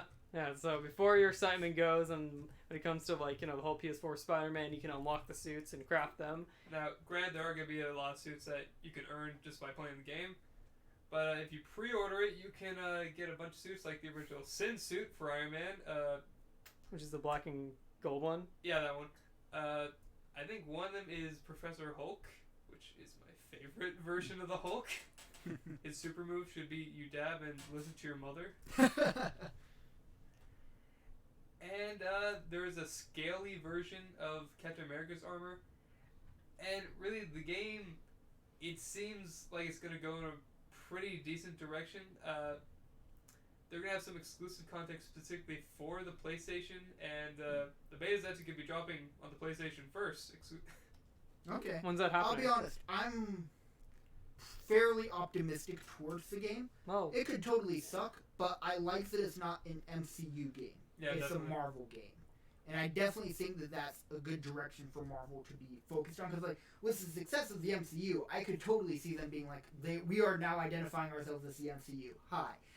But I like that they're still respecting the origin in the comics and all that kind of stuff. Yeah. And from what I've seen, I like the story of this game. And I just would like to see more of what it's about. Yeah, and all they say is that the game's probably going to be coming out sometime in May of 2020, and you should pre-order it, and you get a little statue of dead Captain America, which they really like to talk about. It's like his little dead body. Not the statue, it's just like his little dead corpse You in get a the little copy of ocean. his corpse that they 3D printed. Yeah. I won't be pre-ordering Real it, blood. but I'll be interested to see gameplay and reviews as more stuff comes out. Yeah. I think it's gonna suck that they have microtransactions, but what can you do? Yeah. It depends on also It's like not on launch EA, day. is it? No, No, Square surprisingly no. Well, are they distributing it or just developing it? They're developing it. Okay, but who's distributing it? I think.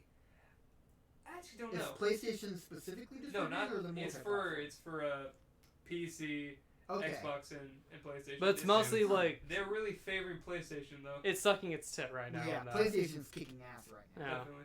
Xbox is kind of dead. Yeah, it's like if Halo Infinite sucks, the Xbox is gone. I thought It's just gonna dust I thought it away already like came the out. snap. Oh. No, that was just a trailer. Yeah, Oh, it was damn. like a brief teaser. It was it a showed little- like It was like it's coming. 30 seconds of Master Chief. And It's the like a rest nip. was the It's technician. like a nip slip. Like ooh, like you want He's this? coming. He's got that original suit. He's coming. It's like but it's not coming out till holiday 2020. Yeah. Oopsie. So Pretty much what Marco said. Oopsie. if that's not good, then I don't see much coming back for Xbox. Unless if they made the Xbox One too. Well, we're getting into the next generation of consoles here pretty soon. Yeah. Didn't PS, PlayStation, and Xbox both announce? No, Yeah, not it- they not did. it's like not Not official, but they didn't show anything yet. like we Gotcha. have Xbox Scorpion, but we don't know too much. The about Scorpion's Scorpion? not anything. What? It's Scorpion. That's What? stupid. It's the worst name I've ever. It. Well, it's a code name. Well, It's they not- yeah. What are they gonna put a little Scorpion next to the Xbox? Just like we're stealing your money. Well, Gotcha. wasn't the Xbox Scorpion last year, or am I thinking of a different one? I don't even pay attention. What about to them. anything about Nintendo? I know that Nintendo kind of took Well, over they, E3 again. They announced their Switch Lite Oh yeah, it's just a And then- cheaper version of the Switch. and then an updated Switch version with better hardware. Yeah, the Scorpio, according to what I'm seeing here, is discontinued. Oh, okay. Well, I don't really care. there goes our fun little. I could be doodles. wrong about this. Then they're still working on another console, but Yeah. I don't know what the name is. The Xbox 2. Oh my gosh. Well, because they had the small Xbox that's like, it was better than the one I had and smaller. Oh, That was That was Xbox One S. the One S, yeah. That's No, right. but and then they made an all digital one, so it doesn't even have a disc port, That's so it right. got even smaller. I remember seeing that. They made a big thing about that. Okay, it's the Xbox, okay, but you can't put games in it. The Xbox 2. Anyway. Coming soon. I think So, we're yeah. good to move on. Yeah, but that's all I Okay. wanted to Are say. we good to tackle Phase- Marvel Phase 4? Alright, boy. so Phase 4. A Where are lot. we dropping Yeah. first, boys? Should So, we set we're like gonna a go- timer for each thing? Yes, 5 minutes Honestly, each. 5 minutes each. Because I don't want to go. I don't Okay, want to spend too yeah. much on each thing. Yeah. So what I'll do is I'll give an introduction to what was And then we'll announced. start the timer. We'll talk about it. Then I'll give the next thing. Start the timer. We'll talk about it. I want to say one thing before we start. Okay. We need a Korg movie. It's a rom-com. Him trying to find love. He falls in love. He attacks the guy who plays Austin Powers because he's got his mojo. That's Alright. it. He's looking for. No, where are you going with that? He's looking. He's looking for Mike Myers. He's gonna steal his mojo, and he learns that his real mojo was inside him all along, and he acts. Well, like, now they don't need to make the movie. You just spoiled the entire thing. You gave you away don't the know. ending. They could make some twists and turns. No, It's no, It no, about could that's be just the the what first if act. It's situation, about man. the journey. Anyway, because we're already how long? An hour and 17 minutes into this. Yeah. Let's get going. So the Yay. first, and we're gonna go in order of release, basically. So the first thing is Black Widow. Of course, we know that was in development for a while now. They showed a trailer at Hall H, which has not been released digitally yet, but there's been kind of like people said what happened in it. The main thing that they announced, which we had already kind of had a good idea from based on some leaked set pictures, is that Taskmaster is officially at least a villain in the movie. Oh So- boy. Anyway, let's get started. So what are your guys' thoughts on the Black Widow movie? Oh, and one last thing, actually, pause. Is that it takes place after Winter Soldier, Oh, but oh, before Infinity War. oh, damn! I didn't know that. So I it's thought it kind of take- that point where, getting a call. Let me cancel that. That was a hard prequel, alright. No. I thought it'd be like before Iron It Man does 2. go into Budapest, though. So a Oh, large okay. amount of the scene takes place in Budapest, which we've heard a lot about throughout the previous Marvel films. But I believe it's post-Winter Soldier, so post-SHIELD collapse. Anyway. So it's still continue part of S.H.I.E.L.D., but not S.H.I.E.L.D. Black Widow's always been sort of an interesting, but kind of mysterious character. We haven't really know a lot about her. I guess the only introduction into her origin was through Age of Ultron, where you Yeah, see that. which was very limited. Yeah, that weird fucking school. But Mhm. I'm kind of excited to see what's gonna happen in this one. Yeah, and I'm honestly really excited for it, more so than I initially was, just because from a story standpoint, it definitely sounds like, from everything I've heard, they're more going into the Winter Soldier style of filmmaking, which Winter Soldier is still my favorite MCU movie. And I've heard from the trailer that the action was comparable to a more PG-13 John Wick. Oh boy. So that sounds just awesome. That's great. And I mean, honestly, I'm a fan of Black Widow getting her own superhero movie. I think she's kick-ass enough for it to work, especially with Taskmaster as a villain. I'll give a theory. This is pretty early on to give a theory, so this could totally get disproven. There's a notable character in the Black Widow mythos in the movie, who I'm blanking on her name. Is it the other Black Widow? Yes. I don't remember her name. That's my biggest fear, actually. About that. There's two? Yes, you see, my biggest fear is that for this film, they're going to transition and just, like, find a way to bring back the character Black Widow. Not Natasha, but more of just, like, switching her, and that's the part I don't like about this film. But I will say, that's the person who she's fighting in the trailer. Oh. And my theory is, because you see Natasha fighting her and you see Natasha fighting Taskmaster, is that she might actually be in the MCU's Taskmaster, and we could be getting a female Taskmaster in the MCU. That would be cool. That's my current theory. I feel like the only problem with Taskmaster is, like, one of his powers that, like, here's the thing, he's able to learn how to do stuff, but in Price, he has to get rid of some memories of other stuff, too. Mm-hmm. So, per se, if you do something weird, he'll try to mimic that, and then he keeps some other thing, wait, how the fuck did you do that shit? But he'll just keep learning. Yeah, he'll keep learning. It's just like, so that's a he'll one move by evolve scene. really quickly in a fight, which is, again, one thing that I heard in the trailer was that you see that ability of Taskmaster mimicking, which I think is just super cool for a Black Widow movie, because that's really all she's got. Now you take that away from her, what the fuck is she gonna do to get out of that? A gun. A gun. But if Taskmaster, he has a shield. I remember hearing he does have a shield. Presumably he has a sword and a gun. So he can easily take Sword her gun? down still. A bigger gun. A bigger gun. So, like, I A think tank. Taskmaster... Yeah. A car. Yeah, I Is can't... this a tank? A tank. But I probably can't think of a... I mean, I'm sure there's one out there, but Taskmaster is probably the villain who would excite me the most to be in a Black Widow movie. Well, yeah, Definitely. he's perfect for that role. Mhm. But do we have any other thoughts for the Black Widow movie? I'm just excited to see new characters. Yeah. And it's both a prequel, but I think it's going to be one of those MCU building movies in some ways as well. Like how Captain Marvel was. It was, hey, new characters, send the thing, but we got the introduction to the Skrulls. I think this will be, hey, it's a prequel, we learn a lot about Black Widow, but we get an introduction to Taskmaster, or a blank character, or something along those lines. Something that's going to be used in a later film. Yeah. So, anyway, next on the agenda, in terms of order, we have to do Falcon and the Winter Soldier. So this is the first Disney Plus movie we're getting. I Movie? believe...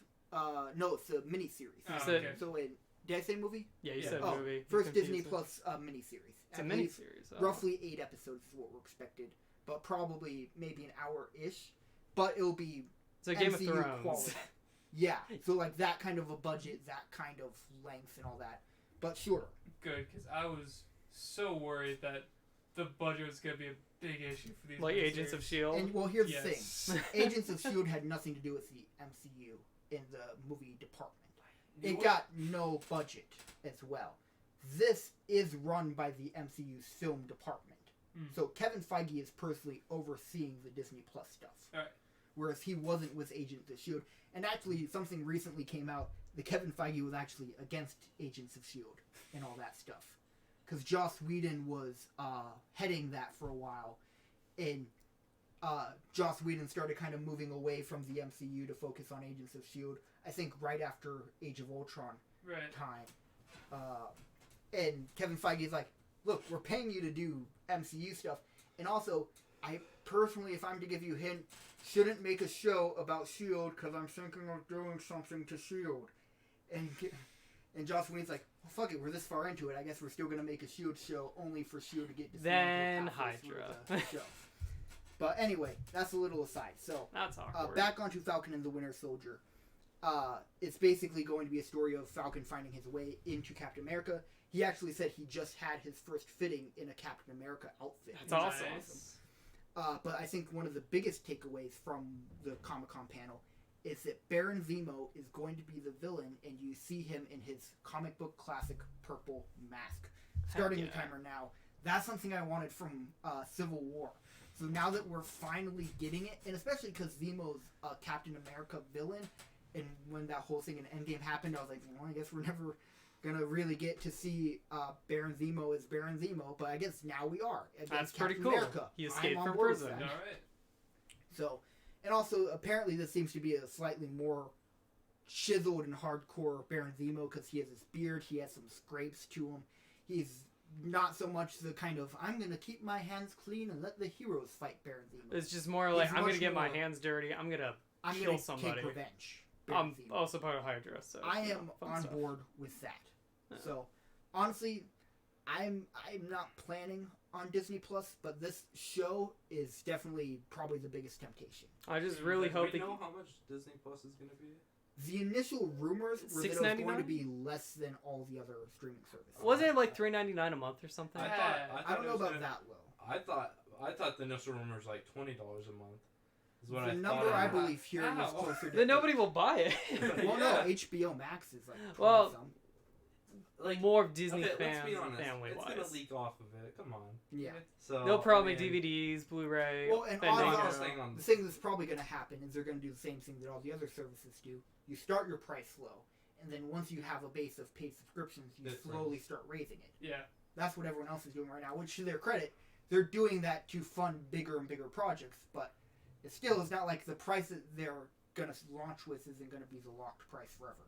They're going to bump it up eventually, yeah. whether it's a month after, a year I'm after, not a gonna go couple out of of years my after. way, like you said, to purchase it, and But this show's probably the biggest temptation. or it's so- like you wait until all the films are released. You buy it I'm for honestly that's probably what I'm gonna do. wait, then get it for 1 month, and then Binge everything, yeah. Binge everything for 1 month or maybe like 3 days. Oh. Like you have 3 days. What other thoughts do you guys have for Falcon and the Winter I Soldier? really hope they do it in more of a winter, again, like Captain America Winter Soldier type story. Mhm. Because, like, if they do something like that, in which I love for that, for the entire film, they give me that more realism Yeah. on that, of actually, like, Falcon actually having the trouble trying to fit the shoes of Captain because, like, he left a big mark. Now, giving it to someone else is a bit tricky because, like, well, I see it's just, like, a little bit of controversies through the entire show. Like, and even on the news about, like, the new Captain America and all that. Mhm. Like, see how he's handling it. I know through the comics, people, like, love the new Captain America, but in realistic, trying to put someone new and, like, you know, someone choose, it's a bit complicated because, like, there's always controversy about it. And I would love to see that through not the entire show, but just, like, some episodes, like, him dealing with that. Yeah, and I'll say I really am excited to see Marvel embrace a mini-series type format. For once. Because instead of having to do a 3-act structure in a 2-hour time span,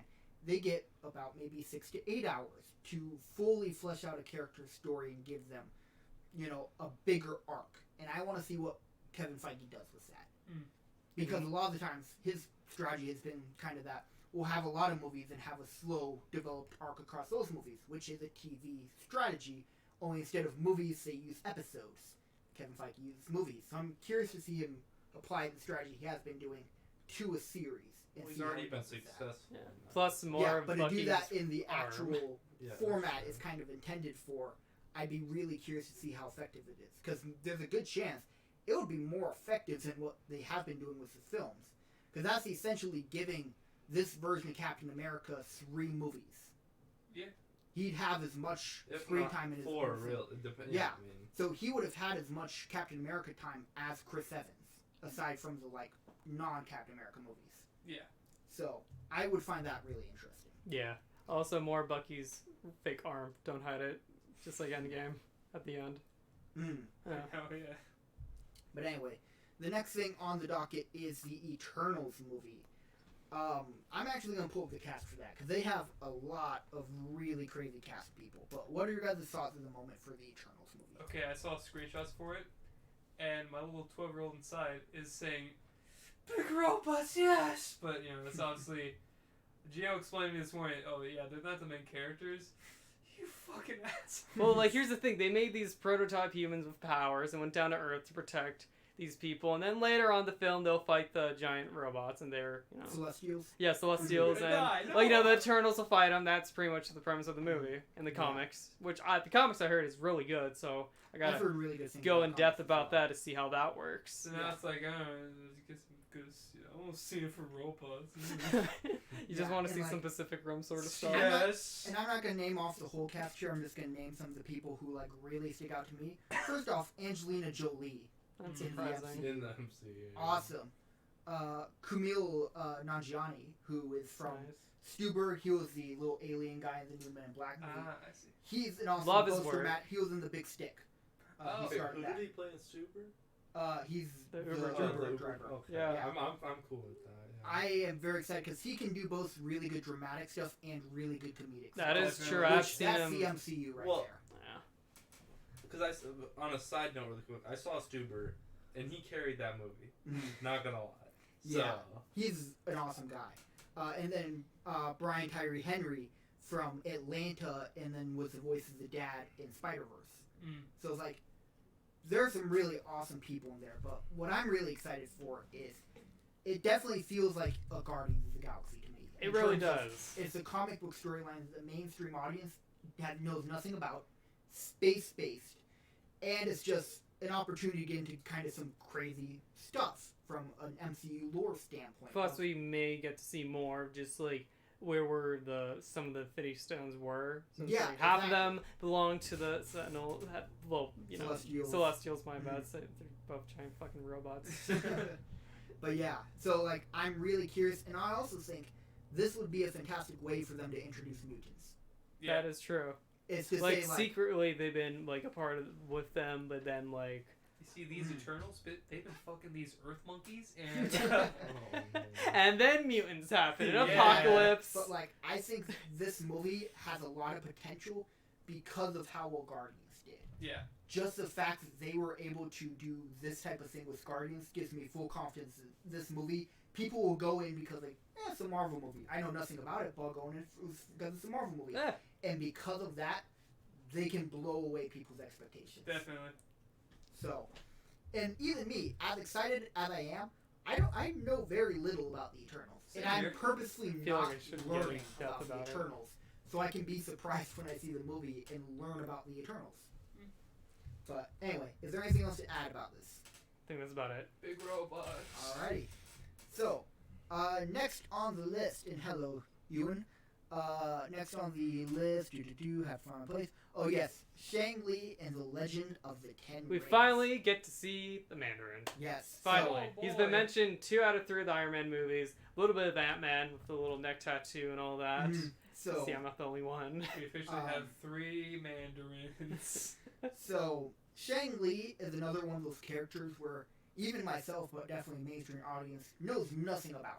Yes. And I know about the I'm Mandarin, but not excited much. for Marvel because he's basically kind of a kung fu-esque character. Yeah. James And Lee. I would love to see Marvel do a kung fu superhero movie. That just sounds so cool. They have to Yes. do it like really well for the choreography of just like Mhm.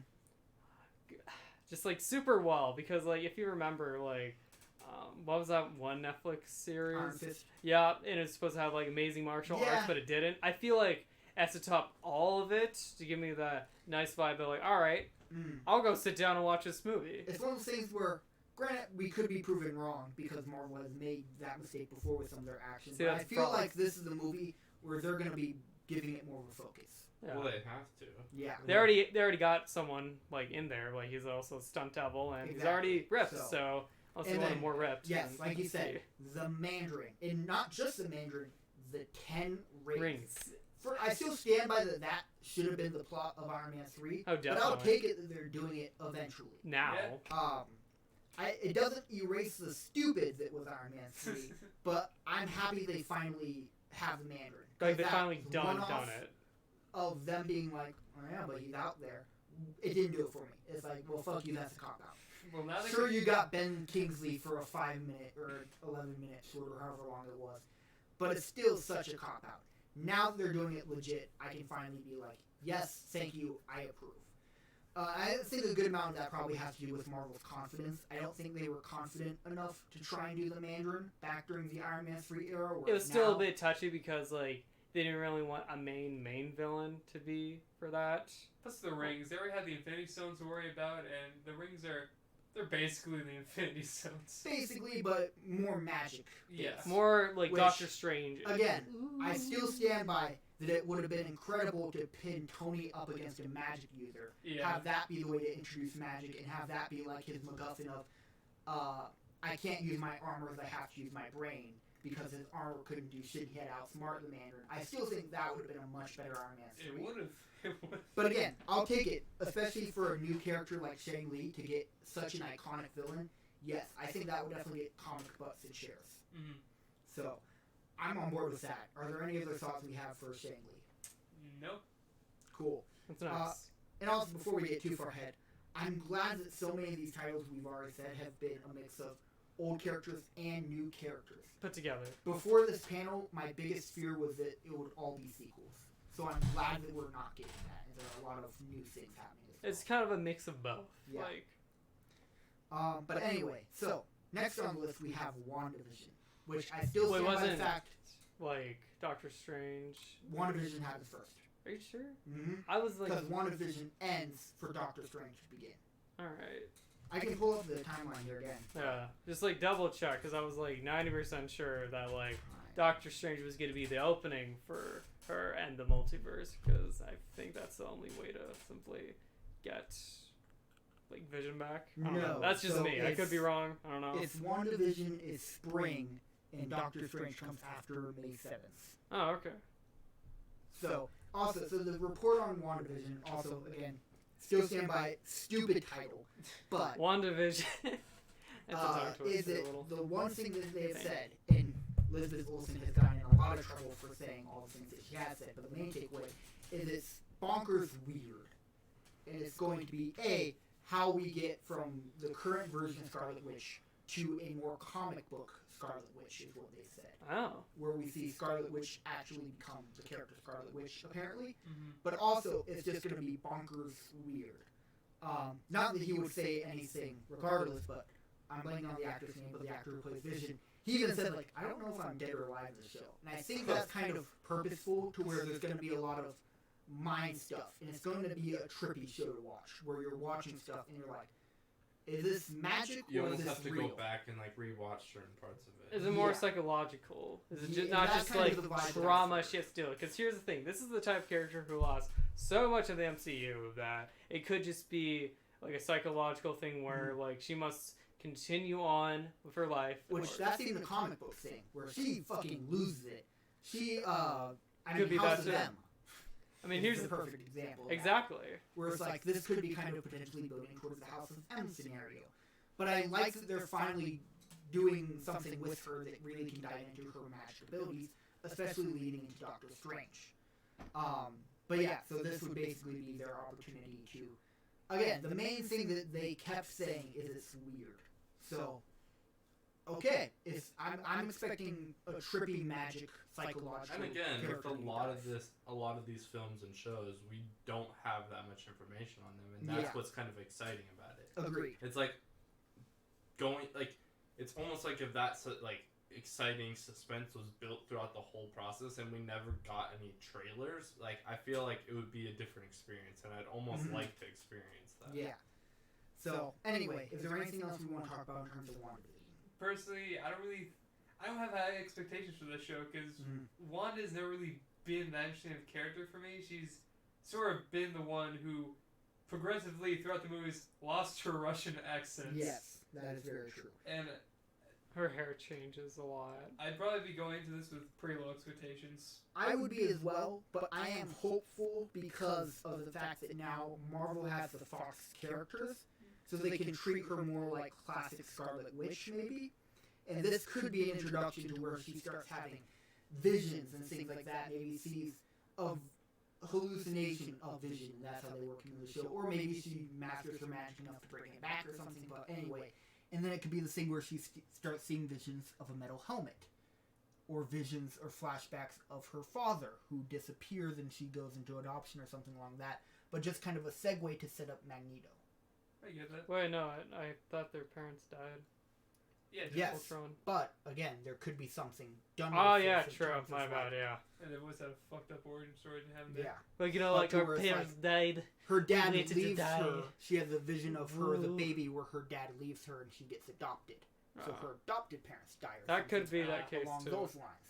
But there's a lot of things that this show can really pull on, especially because, and I don't remember the exact quote, so I'm paraphrasing, but something along the lines of, we're going to see Scarlet Witch become Scarlet Witch.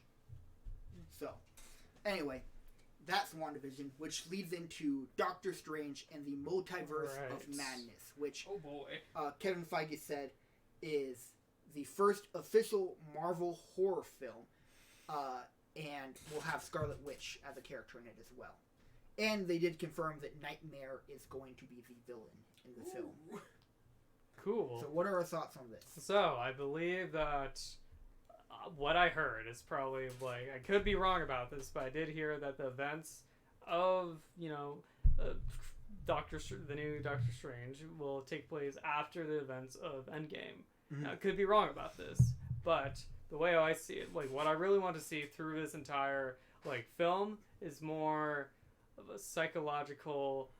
I'm kind of like more of a thriller, no jump scares, but more of just like what's going to happen, what are they going to see, how many alternate universes will we see through this whole thing. It's going to be like a Marvel zombie sort of aspect, or just like again use Nightmare, that thing, to like grow the greatest fear to like Doctor Strange, and that's probably the most traumatizing time. It's just like his hands like being fully destroyed, or just like actually like stubs and all that. Like If I'm being honest, what my expectations are is basically that scene we had with Mysterio in Homecoming is a 2-hour version of that with Doctor Strange and Scarlet Witch having to try and get out. I really hope so.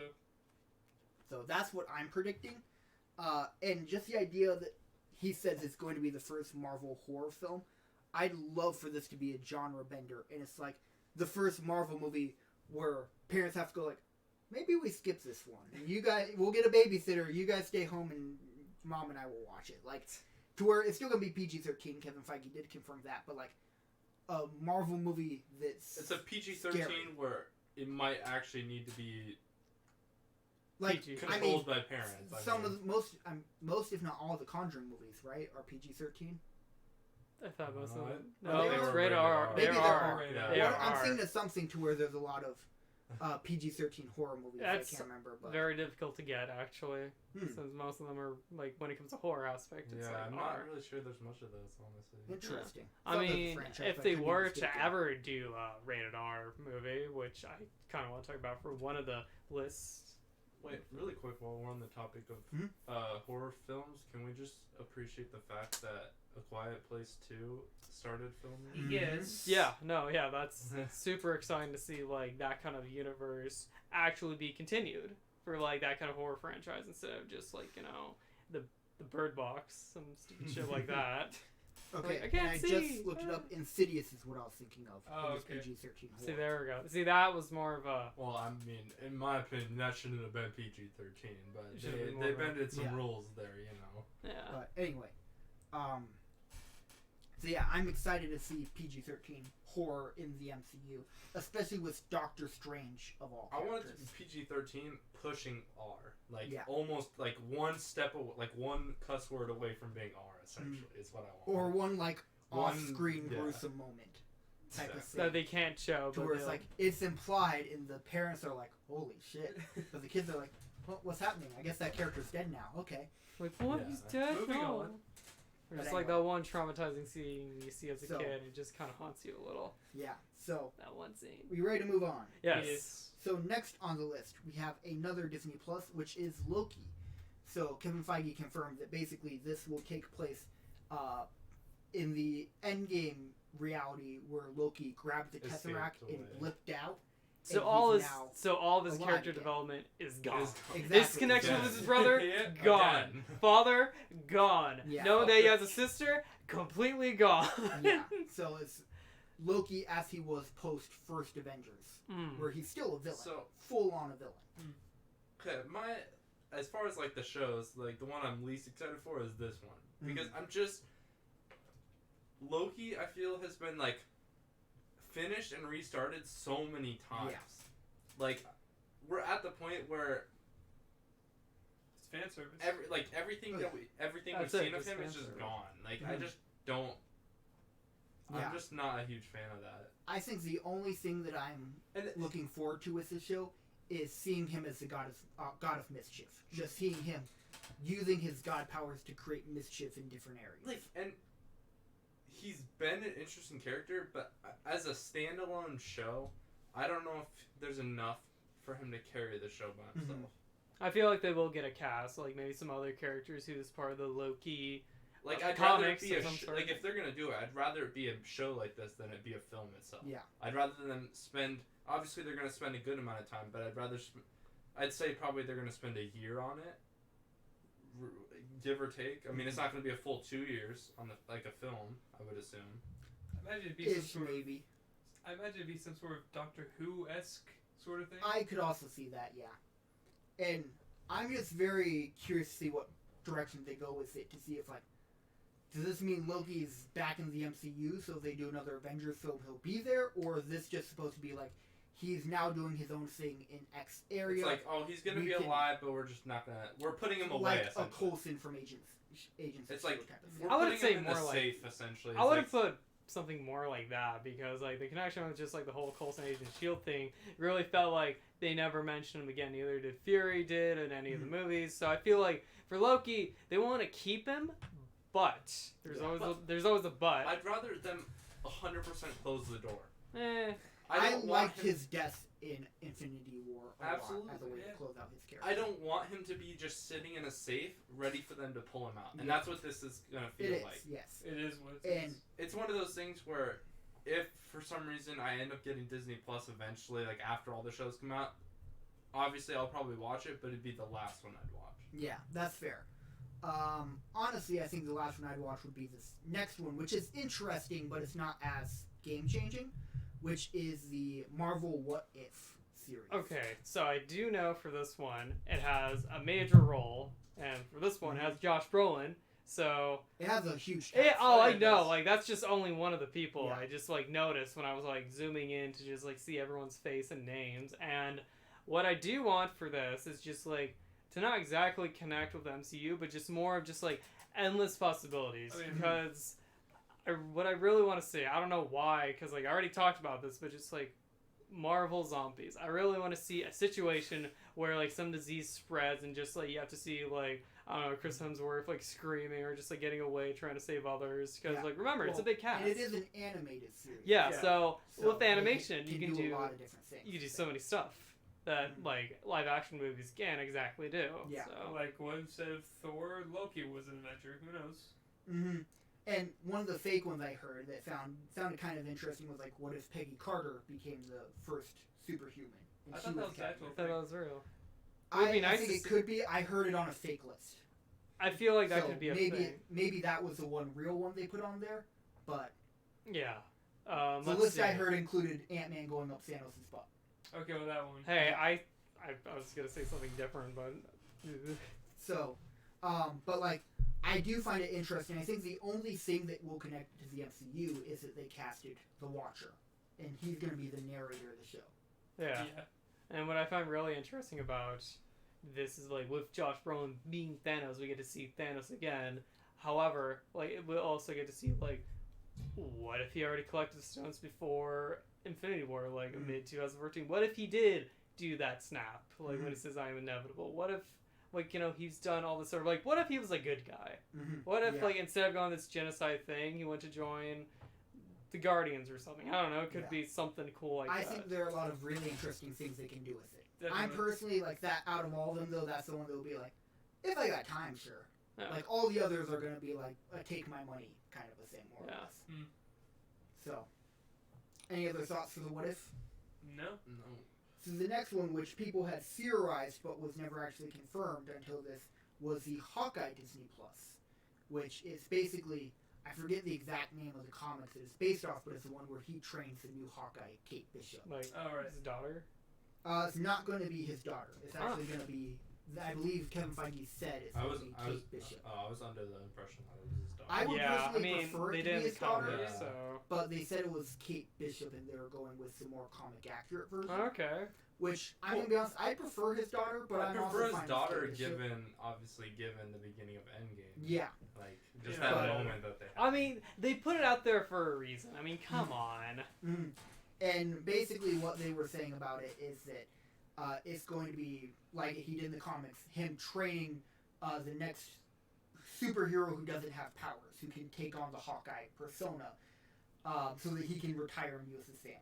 Mm-hmm. And the interesting thing Kevin Feige noted, I believe it was Kevin Feige, it might have been someone else on the panel, noted was that they're also going to explore more of his time as a Ronin in the show. I'm excited for that. So- Maybe it's just like a little flashback episode or something. It's just like Yeah. how he killed all those people years later. Hey, you killed all my men. I'm gonna fucking murder you right Yeah, now. or or there something. is a You fight stabbed my scene. dad in the throat. That wasn't cool, man. Remember that tattoo you gave, and then you killed the artist? Yeah, I'm his long lost son, so Long- you're gonna Why die. the fuck would he care?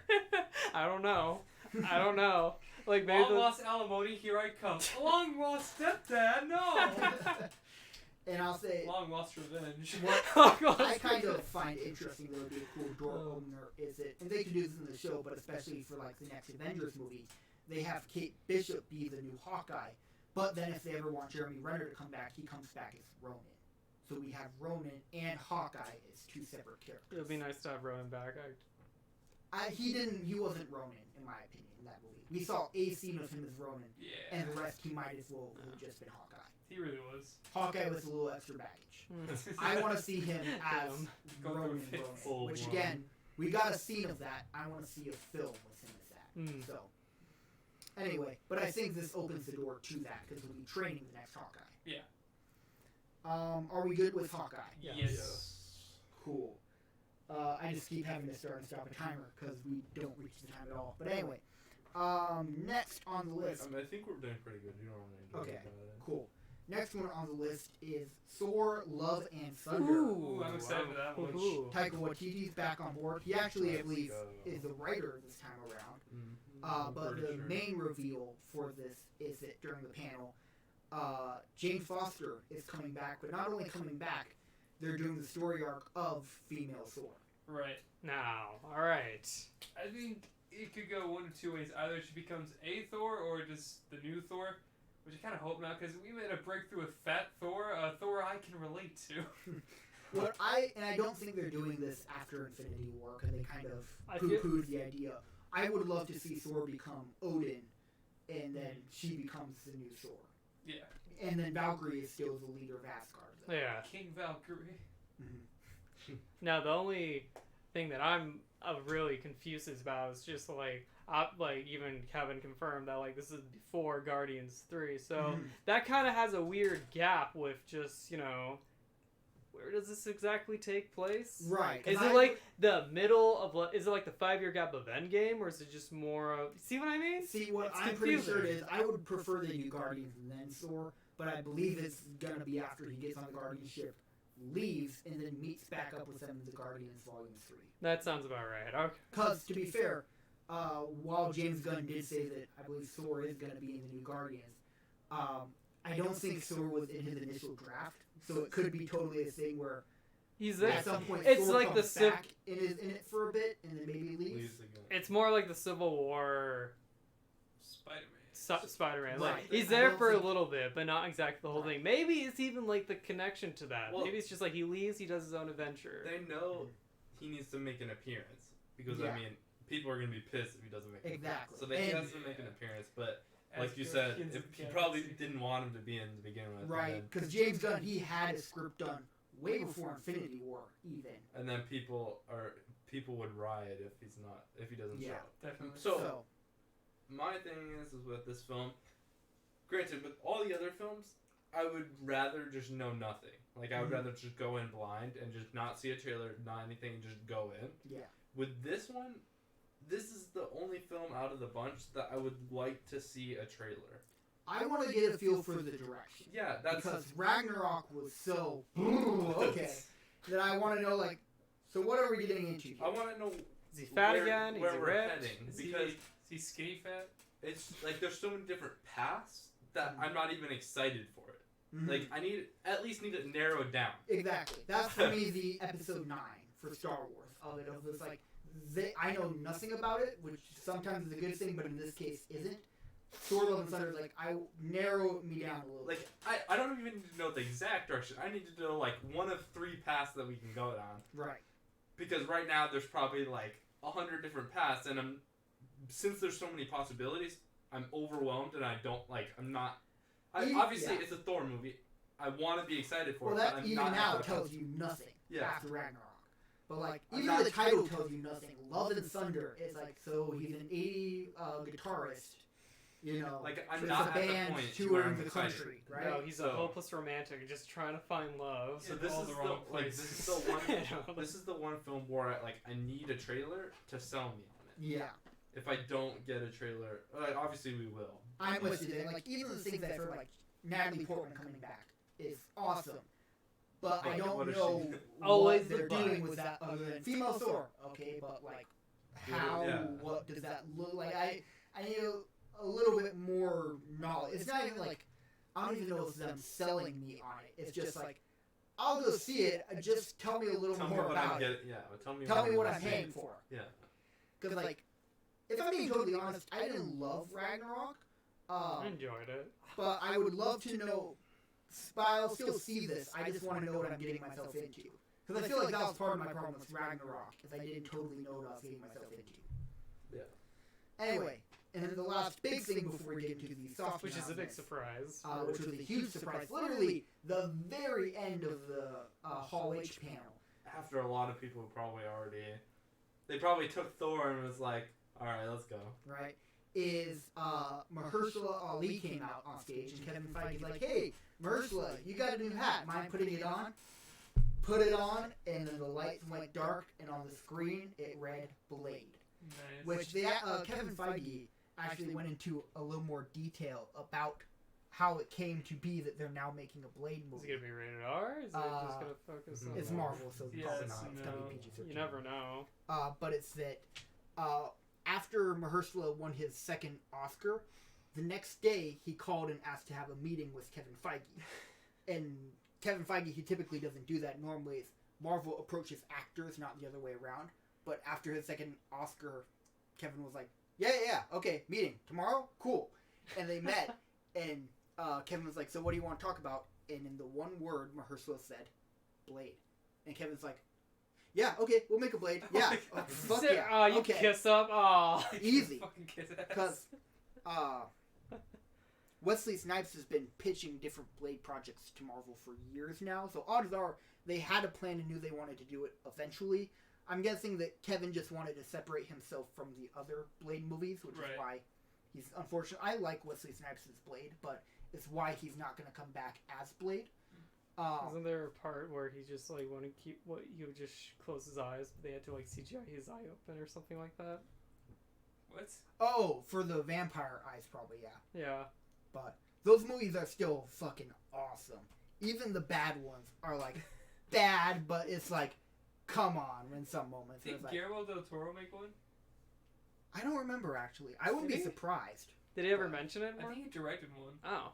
Maybe I wouldn't be think it was the surprised. second I one. can't confirm that though. Huh. But anyway, yeah. So so from Wesley Snipes, Kevin Feige's probably had Blade in the back of his mind, but then hearing Mahershala Ali, Oscar-winning actor, come in and say I want Blade, he was like, "Here we go. Have the graphic department make a title for it, and we'll announce it this year." Cool. It's like instantly sold, which is why obviously it's on the back burner of Phase 4, but it's still there. Right. And it's like, I'm honestly excited for it because it's a new character entering the MCU. It's Blade, which means they have to introduce vampires, which is like, okay. I mean, okay. if they ever could do mystic stuff, Sure. gods and all Exactly. that, and magic. But it's like vampires kind of crosses the line. No, it's like This is I'm normal. on board with it, but it's like I don't know how they're gonna do it. But I think aside from Wesley Snipes, Mahershala Ali is an awesome pick for Blade. Mm-hmm. You'll have to bulk up for, but fuck yeah, from an acting standpoint. And also, I want to say the character's name is Whistler. Whoever is his kind of mentor, I think Wesley Snipes could totally come back and play that character. Definitely. Yeah. Because, I mean, I would be surprised if they didn't at least offer Wesley Snipes a role. Because for years now, he's been trying to get Blade 4 made and a Blade show made with Marvel.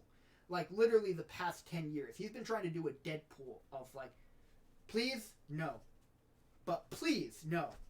Pretty please, no. We told Come on, you. guys. And then it's like, hey, we're doing Blade with this guy. Fucking Which, not Mahershala, Wesley Snipes did put out a great statement of, like, no hard feelings with Marvel. It's their property. I am in full support of it. I know they're going to make an awesome Blade movie. So he's supportive of them doing it.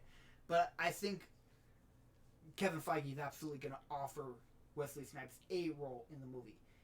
Don't know what that is, though. Whether that's the mentor character, whether it'll be a villain, or just a cameo. Who knows?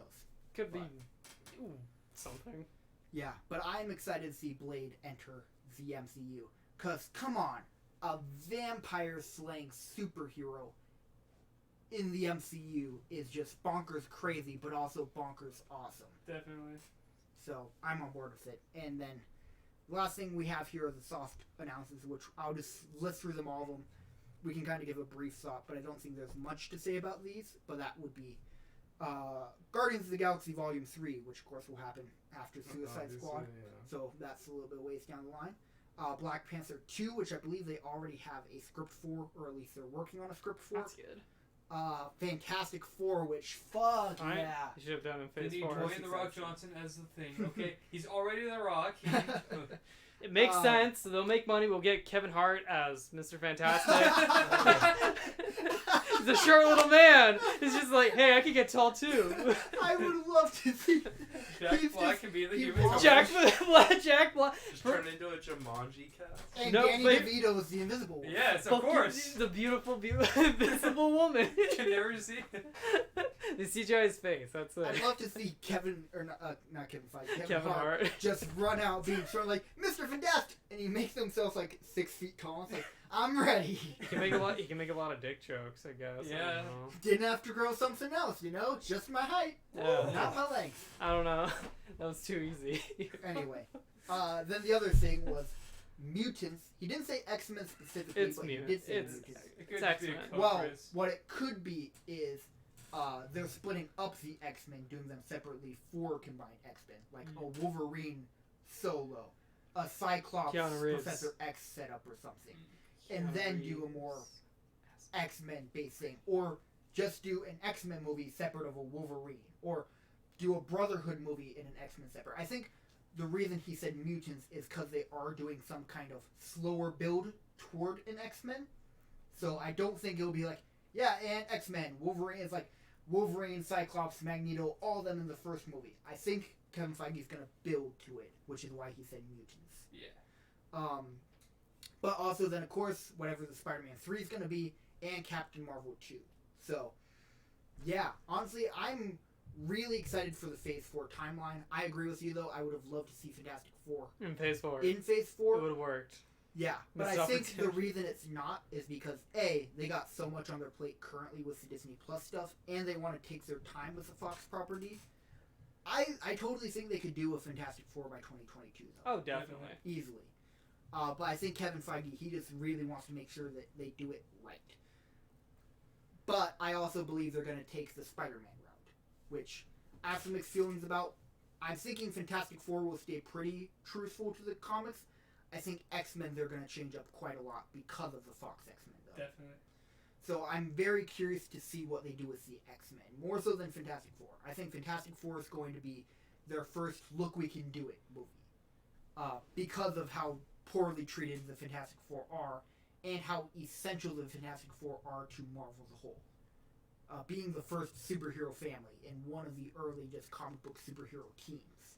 I think it's going to be another homecoming type event of we're bringing the character home and kind of making sure we're treating the character with a lot of love and respect. Mm-hmm. So I think Fantastic Four is going to be an easy slam dunk for them. X-Men, I think, is going to be a slower build. Yeah. But I will also say, the Endgame writers, I want to say the Endgame writers, says that they have an idea for what they would want to do with Cyclops for a character arc and how to write Cyclops. So Heck yeah. I would love to see the writers of Endgame do an X-Men movie. Especially if they already have ideas to make Cyclops the main character, because that's probably how he should have been. Yeah. Yeah. But anyway, yeah, that's pretty much all the Phase 4 stuff. Yeah. So is there anything else we have to say on those films? I do know that. Let's get ready. I think that I know that Kevin, like whatever his last name, I don't care. Feige. I don't care at this point. But Kevin F. Like thanks to Disney and Fox, he now has the rights to the Deadpool. Yep. Things. So what I do know is that they still want to keep Deadpool. They don't want to change anything about him. But however, superhero-wise, when it comes to movies, he has full control of that now. So I would love to see how this connects to, like, I don't know, per se, mutants or just like X-Men sort of thing, or just like how, like, do a little cameo or something all you want, but just like that amount of stability of, like, remember, he is a rated R character, and like he could probably make jokes about, like, oh, I'm in a PG-13 now. And my guess, one F-bomb. My guess is that all the Deadpool stuff will be rated R, but that will be pretty self-contained. Yeah. And they're gonna refrain from using Deadpool and other properties unless it's a huge Avengers level thing. Yeah. In which case they maybe will, like, point out the PG-13 where it's like half his dialogue has a censor bar and bleep or something, or they replace it with like a perfectly timed sound effect coming by or something like that. I think they'd lean into it, but I think they're going to really focus on separating Deadpool MCU. Oh, definitely. It's just like, I just thought that was really interesting learning that today, that he has full control of that. And I find that interesting and also kind of terrifying a little. Well, the thing I find interesting, I'm not really terrified because Bob Iger loves Deadpool and how Fox did it, so I think that's going to stick. The thing that interests me is, I forgot where that, oh no, I remember where my train was going. Is that there was nothing slated on the Phase 4 slot. So I wonder if Deadpool is either A, going to be that separated that they don't even consider it like an MCU Phase 4 movie. They'll just make it and release it like, hey, Deadpool, not part of Phase 4 though, but Deadpool, 2020 or something. Or if they're wanting to hold off on Deadpool, because the Phase 4 timeline went till about the end of 2021. They could always do 2022. That's a long jump, though, from Deadpool 2 being a 2018 film to Deadpool 3 being 4 years later. Yeah. So whatever they do with it, or they're just waiting to D23. Yeah, maybe that. I don't know. Something like that, but I just wanted to... Yeah, there's a good chance they're waiting to hold off some announcements until then. So who knows? We'll see. But yeah, so I'm definitely curious for that. You're leading... I was going to speak to something else, but I totally forgot what that was. So... Weren't you going to talk about the Nintendo thing? It's not important. Yeah, but anyway, we've been going for over 2 hours, so this is probably a good place to call it. Definitely. But anyway, thank you guys for watching. I hope you guys enjoyed this episode of the J4U podcast. For all the people asking about Transcrafters, yes, don't worry, it is in the works. Episode 3 is still in progress, as well as all the other episodes. They'll be coming soon, but I don't have a release date for you guys yet. But I'll keep you guys updated. Anyway, please like, comment, and subscribe. Share this video with all of your friends. And we will see you guys on the next episode of the J4U podcast. Stay classy. Later. Bye. Ooh. Bye. And it's that awkward time where I find the title. There we go. Ba-da-ba-boo. Michael's out.